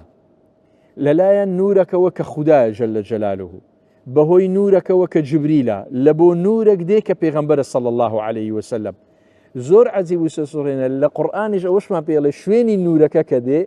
كأفرمي في بيوت أذن الله لدواي آياتي الله نور السماوات والأرض أفرمي في بيوت أذن الله كأنما بيمان بري همو أو نورا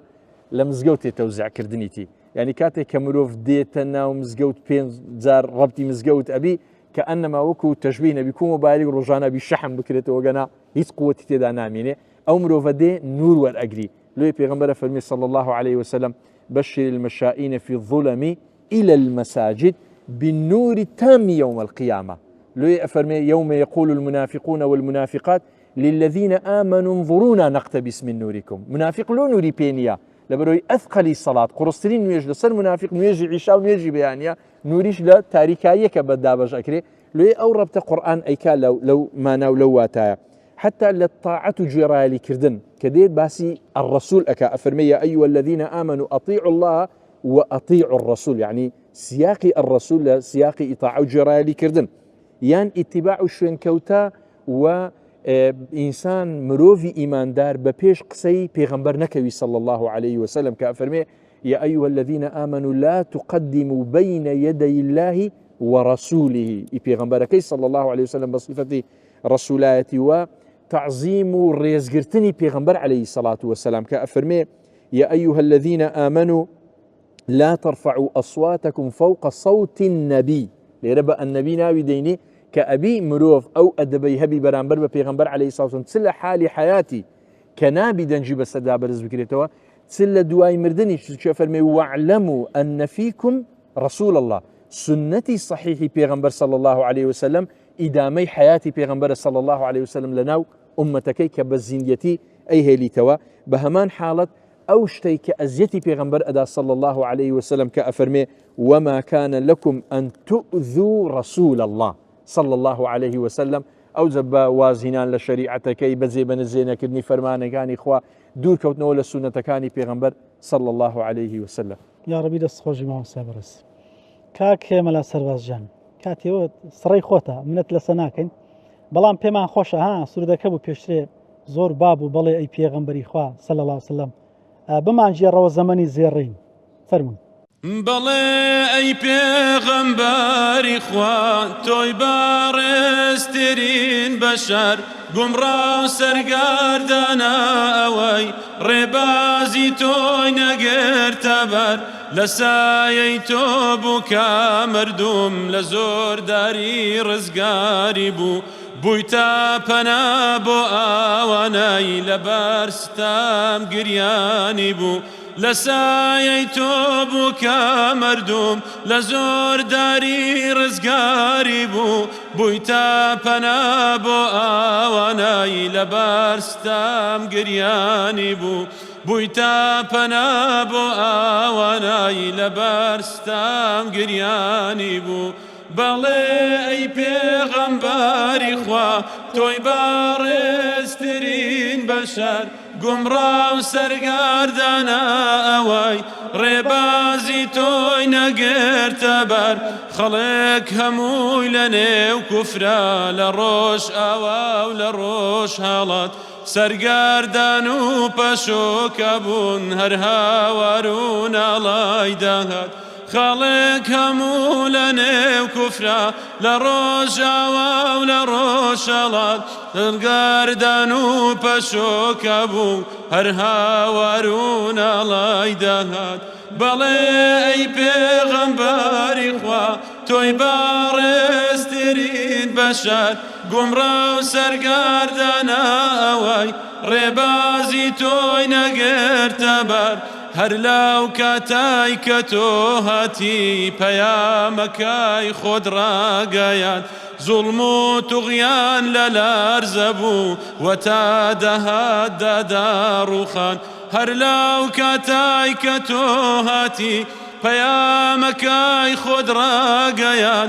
زوڵم و توغیان لە لارزە بوو وەتا دەهات داداڕوخان بەڵێ ئەی پێغەمبەری خوا تۆی بەڕێزترین بەشەر گومڕاو سەرگەردانە ئەوەی ڕێبازی تۆی نەگرتە بەر کە ئیسلامت دا بە خەڵکی سەر لە نوێوە ژیانەوە لە نێو تام و چێژی ئیمان لە ڕوحەوە بوژانەوە کە ئیسلامت دا بە خەڵکی سەر لە نوێوە ژیانەوە لە نێو تام و چێژی ئیمان لە ڕوحەوە بوژانەوە لە نێو تام و چێژی ئیمان لە ڕوحەوە بوژانەوە ربي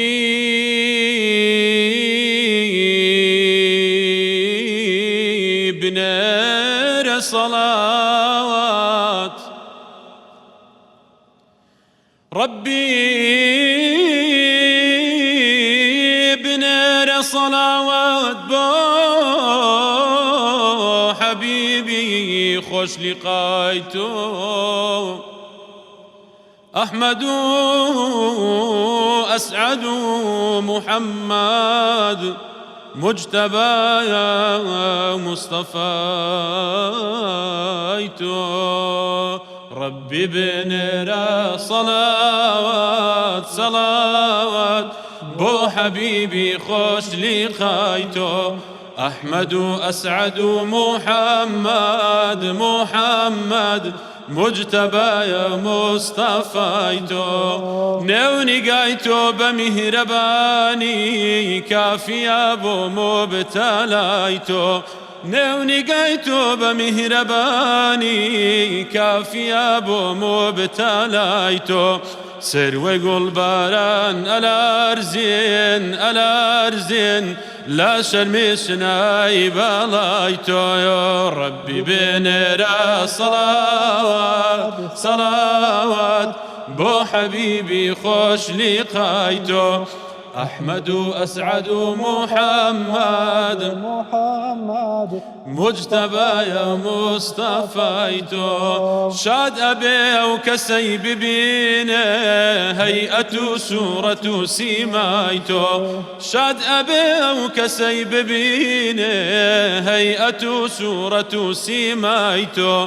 بو كسب تزي حضورت حضورت تاج عزة لقايتو ربي بنرى صلوات صلوات بو حبيبي خوش لقايتو أحمد أسعد محمد محمد مجتبى يا مصطفيتو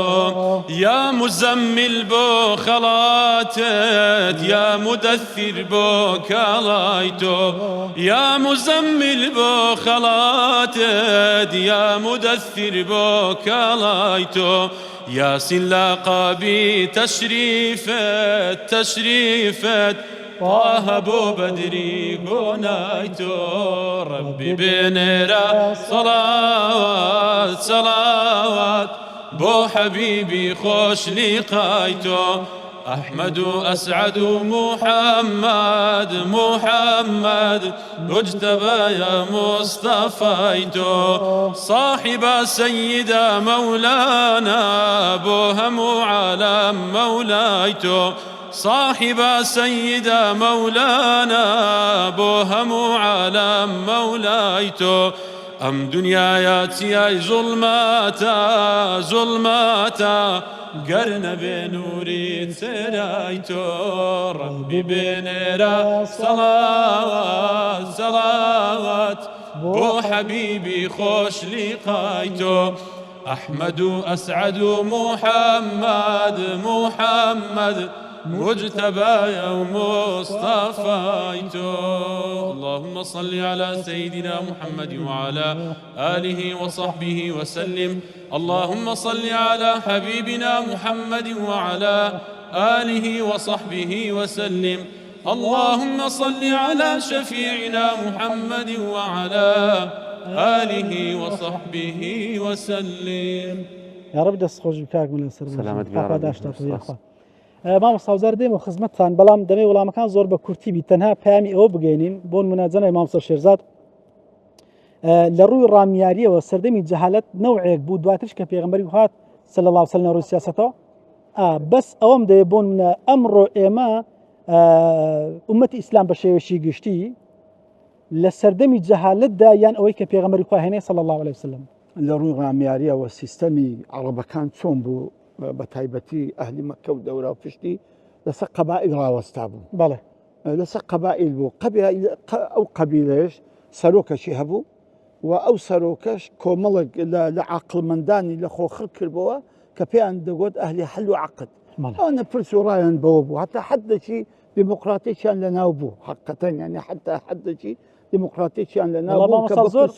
مڕاعاتی عەرەب دەکە باشە لە زەمن جاهیلی ئەوە حەقەتە تاريخ لبوما نقل دكا أو حقيقتك كمثلا لا حتى لخودي ناو مكي دو وهبوة حلف الفضول هبوة كأو حلف الزوزو المشروب بيغمبري خواش عليه الصلاة والسلام بخوشي فرمي أجر استاش بانقم كان لبو أو حلفة دسم لبرو أو حلفة همو تيركاني قريش خربوا ولا صار أوي ككاك هركسك أجر ظلمي ذكر أما هو بسني بيخين هركسك حقي شي خورا همو أو حقي أو كابراي بجرم أمانة هبون لنا وكون روي سياسية بەڵام زۆڵم و زۆرداریشە بوو چکۆ چێ قەبیلە بە قووەت باە قەبیلەکانی دیکەی دەسەوساندەوە بەڕاستی چێ بە قووەت باە مەسەلەن ئەوەکانی دیکەی خێر و بێری هەر هەموو دەخواردن ئەوە حقیقەتەن لە ڕووی سیاسی بوو خاصەتەن بەرن ئەهلی مەککە لە پاش قوسەی باپیرە گەورەی پێغەمبەری خوا عەلەیهی سەڵات وسەلام ئەو هات کۆمەڵێک سیستەمی سیاسی دانا لەناو قوڕەیشەکان پاشان تەتەوەری کرد هەتا هاشم هات تاقان کە هاشم هات ئەو زارە ئیشەکانیان تەوزیع کرد مەسەلەن چۆن بەنی فلان ئەتوو مەسەلەن بەنی عەبدودار بەس ئەنگۆ کلیلی کەعبەتان دەکنا بەنی فلان ئەنگۆ بەنی هاشم مەسەلەن ئەنگۆ لەسەرتانە ئەوانەی کە دێنە مەککەی ئەوانەی کە دێن لە بۆ حەجێ ئەوانەی دێن لە بۆ زیارەتی مەکەی خواردن و خواردنەوە و خزمەتی ئەوانەیان لەبی ڕایەت لەدەست قەبیلەیەکی بوو کە لە شەڕەکان کە دەچوون ئەوەی ڕایەتی هەرگربایە دەبای لە هەموو قەبیلەکان بە عیززەتتر و شانازی تربی مێم ئەو ئیشە سیاسیانە هەموو تەوزیع کرابوو طبعا بەو شێوبی هەتا پێغەمبەری خوا هات عەلەیهی سەڵات وسەلام پێغەمبەری خوا عەلەیهی سەڵات وسەلام ئەوانەی کە باش بوون تەسبیتی کرد بەڵام ئەوانەی کە لەگە سیستەمی ئیسلامەتی و لەگەر تەوجیهاتی قورئان دەگونجا هەر هەمووی گۆڕی ئەگەر تەمەشای حاڵی ئێستاش بکەین بەڕاستی لە هەندێک شوێن هەروەشی زاران هەر ئێستا هەر قەبیلە حکم دەکەوە عەقلیەتی قەبەلی حکم دەکا کابرا گەورە بووە دەوڵەتی لەدەسە بەڵام لە ئێستا عەقلەکەی ئەوەندە بچووکە هەر وەکو قەبیلەیەک تەحەکوم لەگەر خەڵکی دەکاتن طبعا بەڕاستی کە ئیسلام هات شوڕای دانا سیستەمی سیاسی لە ئیسلامدا ئەوە نییە خەلیفە هەموو شتێک بتوانی بکاتن ڕاستە خەلیفە ینی لایەن خەڵکەوە هەر دەبژێر دێرە کە حکمی ئەو خەڵکەی بکە بەڵام دەبێ شوڕای هەبێ ئەو ئیش و کارانەی کە دەکرێت بەبێ بە مەبدەئی شوڕا ئەنجام بدرێتن چونکە لە کاتێک ئەگەر ئەوە ئەوش کراوە لە فقی ئیسلامی مامۆستایان معلومی زەنابیان ئایا ئەو شوڕا ملزەمە یا ملزەم نییە ئەو بەسئلەیەکی تکەیە بەڵ عمومەن دۆ ئەوەی بەڕاستی ئیش و کارەکان بەڕێکی بستە سەرێ ئەهلی حەل و عەقد هەیە پاشان ئەهلی شوڕا هەیە ئەوانە دێن هەرچی ئوموری وڵاتە زۆر بەڕێک و پێشی جێبەجێ دەکەن عەرەبەکان لە ناحیەی سیاسی ئەلحەقی هەتا ئاستێک یعنی لە ناحیەی سیاسی دەتوانم بڵێم لە ئاسێکی بەرزدا بوون وەکو ناحیە کۆمەڵایەتی و دینی و ئابووری نەبوون بەڵام لە ناحیە سیاسی بە حکمی ئەوەی منتیقەکە منتیقەیەکی پیرۆز بوو و بەیتیشیان لەناو بوو سیادەتی گەورەی لەناو عەرەبەکان پەیدا کرد بوو بەو سیادێ هەم خۆشیان پێ بەخێو دەکرد و پێ گەورە دەکرد هەم وڵات و دەوڵەتەکەی خۆشیان پێ بەڕێوە دەبن لە خۆدەست خۆش مامسە بەڕێز دکتۆر ئیبراهیم ئاماژەکانی هاتنی پێغەمبەری خوا صلی الله عليه وسلم ینی چۆن دەڵێ کامانە بوو کە بەڕێستان باسی بکەن بەڵێ طبعا پێش لەدایکبوونی پێغەمبەر صلی الله عليه وسلم چه مەسیحیەکان چه جووەکان بەو ئاماژە دینیانەی کەلایەن بوو دەیانزانی سەروبەندی لەدایکبوونی پێغەمبەری ئاخر زەمانە هەر یەکێک لەوانە بە تایبەتی جووەکان نکوڵیان لەوە دەکرد کە داکۆکیان دەکرد کە لە ئێمە دەبێت ڕاهیبەکانی مەسیحیەکان نەسرانیەکان ئەوان بە قوڕەیشەکانیان دەگوت ئەوە لە ناو ئێوەدا لەدایک دەبێت ئەوە لە ناو ئێوەدا لەدایک دەبێت بۆیە حتا لە سەفەرێکدا کە دەڵێن عەبدولموتەلیبیش دەچێتە شام یەکێک لە ڕاهیبەکان پێی دەڵێت منداڵێک لە ئێوە پەیدا دەبێت کەوا پێغەمبەری ئاخر زەمانە چەند ئاماژێکی ئەوەیە کە ینی لەو ئامادەکاریە دەرونیانە بوو یان مرۆڤایەتی لەو منتیقە پێشوازی لێ دەکرد و بەتەمای بوون خاڵێکی تر لەگەڵ لەدایک بوونی وەکو لە فەرمودەیەک کەوا ئیمام ئەحمەد و ئیبن ماجە و حاکم دەیجێڕنەوە دەفەرمێت پێغەمبەر صلی الله عليه وسلم باسی کاتی لەدایک بوونی خۆی دەکات دەفەرمێت وەڕەئەت ئومی أنها تخرج نارا منها أضاءت لها قصور الشام دەفەرمێت دایکم لە خەودا بینی لەگەڵ لەدایکبوونی من لەگە ئەو کۆرپەی کەوا لە ناو زگیدایە کۆشکەکانی شام ڕووناک دەکاتەوە ئەوە ئاماژەیە ئەو پێغەمبەرە صلی الله عليه وسلم کە لەدایک دەبێت پێغەمبەری تەنها جەزیرەت العەرەب و قوڕەیش نییە طبعا ئەو کاتە کێ حکمی شامی کردووە ڕۆمەکان و دەوڵەتی بێزەندی دەڵێن لە کاتی لەدایکبوونی پێغەمبەر صلی الله عليه وسلم ئاگری ئیوانی کیسرا کە چەند سەد ساڵ بووە نەکوژاوەتەوە لە شەوی لەدایکبوونی پێغەمبەر صلی الله عليه وسلم ئاگرەکە کوژایەوە و هەروەها دەڵێن یعنی دەریاچە و یان گۆمی ساوا وشک بوو کە ئەویش چەند ساڵ بۆ وشک نەبووە وەکو بڵێ ئاماژە بوو کە هاتنی ئەو پێغەمبەر صلی الله عليه وسلم کۆتایی ئەو دینە کۆتایی بە هەرتوک دەوڵەک دێنێ و فعلەنی جواب بوو ئەوە چەند ئێرهازاتی تری شەیە کە زانان باسییان کردومە هەر بۆ ئەوەندە اکتفا دەکەین یاخۆ دەست خۆشبی بارەکەڵڵه بەڕێز مام سارزگار خی گەورە لە قورآنە بە یا ئەیوهە النەبی دەیدوێنێ فەرمێ یا ئەیوهە النەبی ئینا ئەرسەلناکە شاهیدا ئەوانم دێ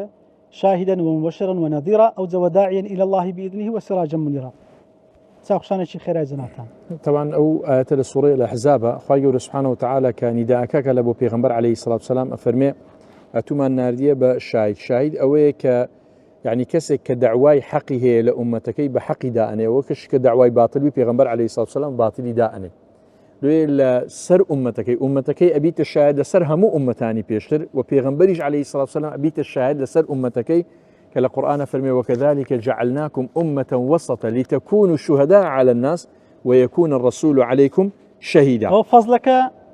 بو إميك بساي بيغمبر طبعا يعني لنا أمتك أويك دعواي حق أويك دعواي باطلة بيغمبر عليه الصلاة والسلام يقلاي أكاد وحتى لا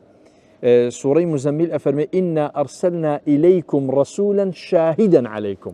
كما أرسلنا إلى فرعون الرسول طبعا لو فعصى فرعون الرسول فأخذناه أخذا وبلا أجر إيوش سربيتي أو بيغمبر بكن صلى الله عليه وسلم همان نصير همان نتيجيه أو الشاهد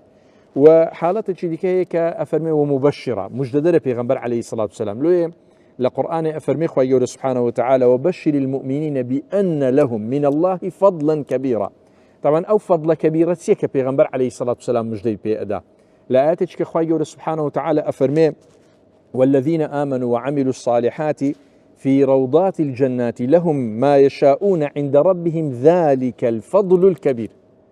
كواتا بهج بهمو أو نازو نعمتيك تيدايا فضل كبيرة وخواهي سبحانه وتعالى بيغمبر فرمي أو فضل كبيرة مجدد بأمتك كواتا بيغمبر عليه الصلاة والسلام مجدي نازو نعمتي بهج أداب أمتك خوي وبيغمبر عليه الصلاة والسلام ترسينرا بهرشتك كأبيته كاري أويك أمتكي توشي بلابكا بيغمبر عليه الصلاة والسلام لنا ناري كان أيان ترسيني لبو أويك بقرينوا لو القرآن فرمي خواهي سبحانه وتعالى لبو بيغمبر عليه الصلاة والسلام إن هو إلا نذير لكم بين يدي عذاب شديد لو مروفاتي توشي سزانبي بيغمبر عليه الصلاة والسلام بترسينر لبويان أنيري وبيغمبر عليه الصلاة والسلام داعية لبو لاي خواهي جورا بانجا شي مروفاتي أكال لبو لاي خواهي جورا بلان بإذن خواهي جورا سبحانه وتعالى نكتن هالكواتا أو دعوي كبيغمبر إيكا صلى الله عليه وسلم لبو أمتكي أو فرمان أمر خوايا جل جلاله سبحانه وتعالى آخر شتك بيغمبر عليه الصلاة والسلام لآياتك بازيك أفرمي السراجة والله نكتنها تسلايك بيت وكو تسلات عمبركو تسلايك منيرة وأو نورة أداة بهمو دور بركي لو القرآن تمشاك أفرمي هو الذي جعل الشمس ضياء والقمر نورا قمر طبعا أو نورك ورا أجري تنها روناتشي دروستكي وري أجري وأيدات مروفاتي ومعناي ستاني تيدانية معناي ناخوشي تيدانية لويش بيغمبر عليه الصلاة والسلام يقلو يعني تسلايشي دروشاوية كنور أدا بأمتكي وأجر بيو لسر رزكو ربازي أو برون صلى الله عليه وسلم هاي بر پاداشتاتو يخوا كاغ سرباز جان طلوان سزوفر دكري أو شعري بيخود مع لبابلي لو روجو روجتو تورا ودلي من إن شاء الله دي فرمنا خزمت لو روج مرويشتو تورا ودلي من هرچن دقرم بسروشن ما ودلي من أخو بتشاخك وجير ساودلي من يا أخو بتداخك وسوتا ودلي من أتليت وقاه بخيالي خطو خالي أخليت وقاه بتراي شوقي زمالي نازانی ئەگەر چۆنە بەدەست دەردەوە حاڵی وەک پوش و پەڵاشێکە بەدەم باوە دڵی من وەک پوش و پەڵاشێکە بەدەم باوە دڵی من لەم چۆڵ و بیابانە ئەبێ یاوەری چێبێ یا باو کەژ و چێوانەوە سەودا سەری چێبێ یا لات لە تو ئەفگاری موژای خەنجەری چێبێ چۆن ماوە لە سەد لاوەکە کوژراوە دڵی من چۆن ماوە لە سەد لاوەکە کوژراوە دڵی من ئەو سینە لە غەش خاڵیە ئەو بێڕق و چینە ئەو خادمی شارعینە بەوی و میلەت و دینە معلوم سوە بۆ خزمەتی سالاری مەدینە وامزانی كفاوتا ونفاوتا ودلي من وامزاني كفاوتا ونفاوتا ودلي من مامۆستا شێرزاد هەر لە جەلسەی کۆتایی قسەکانمان زۆر بە کورتی وتەکانی بەڕێستان بۆی ڕوونکردینەوە سەرەتایی سەردەمی نەفامی و دوایەتنی بەحتت پێ سەلەم بەڵام ئامۆژگاری بەڕێستان بۆی ئەمڕۆ ئێمەمان وەکو ئومەتی ڕەسوول صلی الله عليه وسلم نەگەڕێینەوە سەردەمی جاهلی و نەفامیە لەبەرەوەی هەم لە دنیاش بەختەوەرە بین ئەگەر لەگەڵ سنەت و فەرمایشەکانی ڕەسوول الله صلی الله عليه وسلم هەمیش لە قیامەتە براوە یەکجارێ بین ئامۆژگاری زەنابتان بە کورتی والله آخر شت أوي پیغمبري خدا فرمي عليه الصلاة والسلام لا يصلح آخر هذه الأمة إلا بما صلح أولها براسي أقب ما نوي أو أمتي كإما آخر زمان صالح وريكو بيك بين براسي وكو أول زاري پیغمبري خو عليه الصلاة والسلام سون صحابي لسفر وردكن أو سيسمو أو إرشادات أو توزيهات أني پیغمبري خو عليه الصلاة والسلام زي بزيكين إما وكو أصحاب ما ليدي هم قتار دبين هم لو زلتيا هم لو سرشوريا هم لو بيسرو بريا وبراستي ژیانێکی بەختەوەری و شایستەشمان بە قسمە دەبی خی گەورە پاداشتاتەوە مامۆستاجان زۆر سپاس دەکەین ئامۆژگاری بەڕێزت بەڕێزی دکتۆری ئیبراهیم سەنگەسەری بۆی کە ئێمە لەسەر نەهج ڕەسوول الله صلی الله علیه وسلم ببینین تا بەختەوەری دنیا دوا ڕۆژ بین هەمان وەسیەتی پێغەمبەر صلی الله عليه وسلم باشترین وەسیەتە کێمان دەتوانی وەسیەتی وەکو وەسیەتی پێغەمبەر صلی الله عليه وسلم بەتابەت ئەو وەسیەتێکە لە فەرمودەدا فەرموویەتی تركت فيكم لن تضلوا ما إن تمسكتم بهما كتاب الله وسنتي دوشتم لناودا بەجێشتون هەتا پابند بن پێیانەوە گومڕا نابن کەواتە زۆر فەرمودەیەکی ڕاشکاوە ئێمە ڕێگای گومڕانەبوونمان لەبەردەستە زۆر ئاسانە پابندبوون بە قورئانی پیرۆست بە فەرمودەی پێغەمبەر و بە ڕەوشتی پێغەمبەر صلی الله عليه وسلم مەفهوم مخالفەکەش ڕێک ئاوە بێگومان دوورکەوتنەوە لەو دوو وەحیە مایەی گومڕابوونی ئینسانە خێزانە کۆمەڵگایە مرۆڤایەتیە دەست خۆش بەڕێز مامۆستا ڕزگار ئێمە تەواوی قسەکانمان لەسەر ئەوە بوو کە ئێمە بگەڕێنەوە سەر سنەتی ڕەسوول الله صلی الله عليه وسلم بۆ ئەوەی لە سەردەمی زێڕینی ئەوا بژین ئەمڕۆ خەڵک لە دین دوور کەوتەوە لە سنەتی پێغەمبەر دوور کەوتەوە چۆن بەڕێستان ئامۆژگاریمانەکەی بۆی کە بینەوە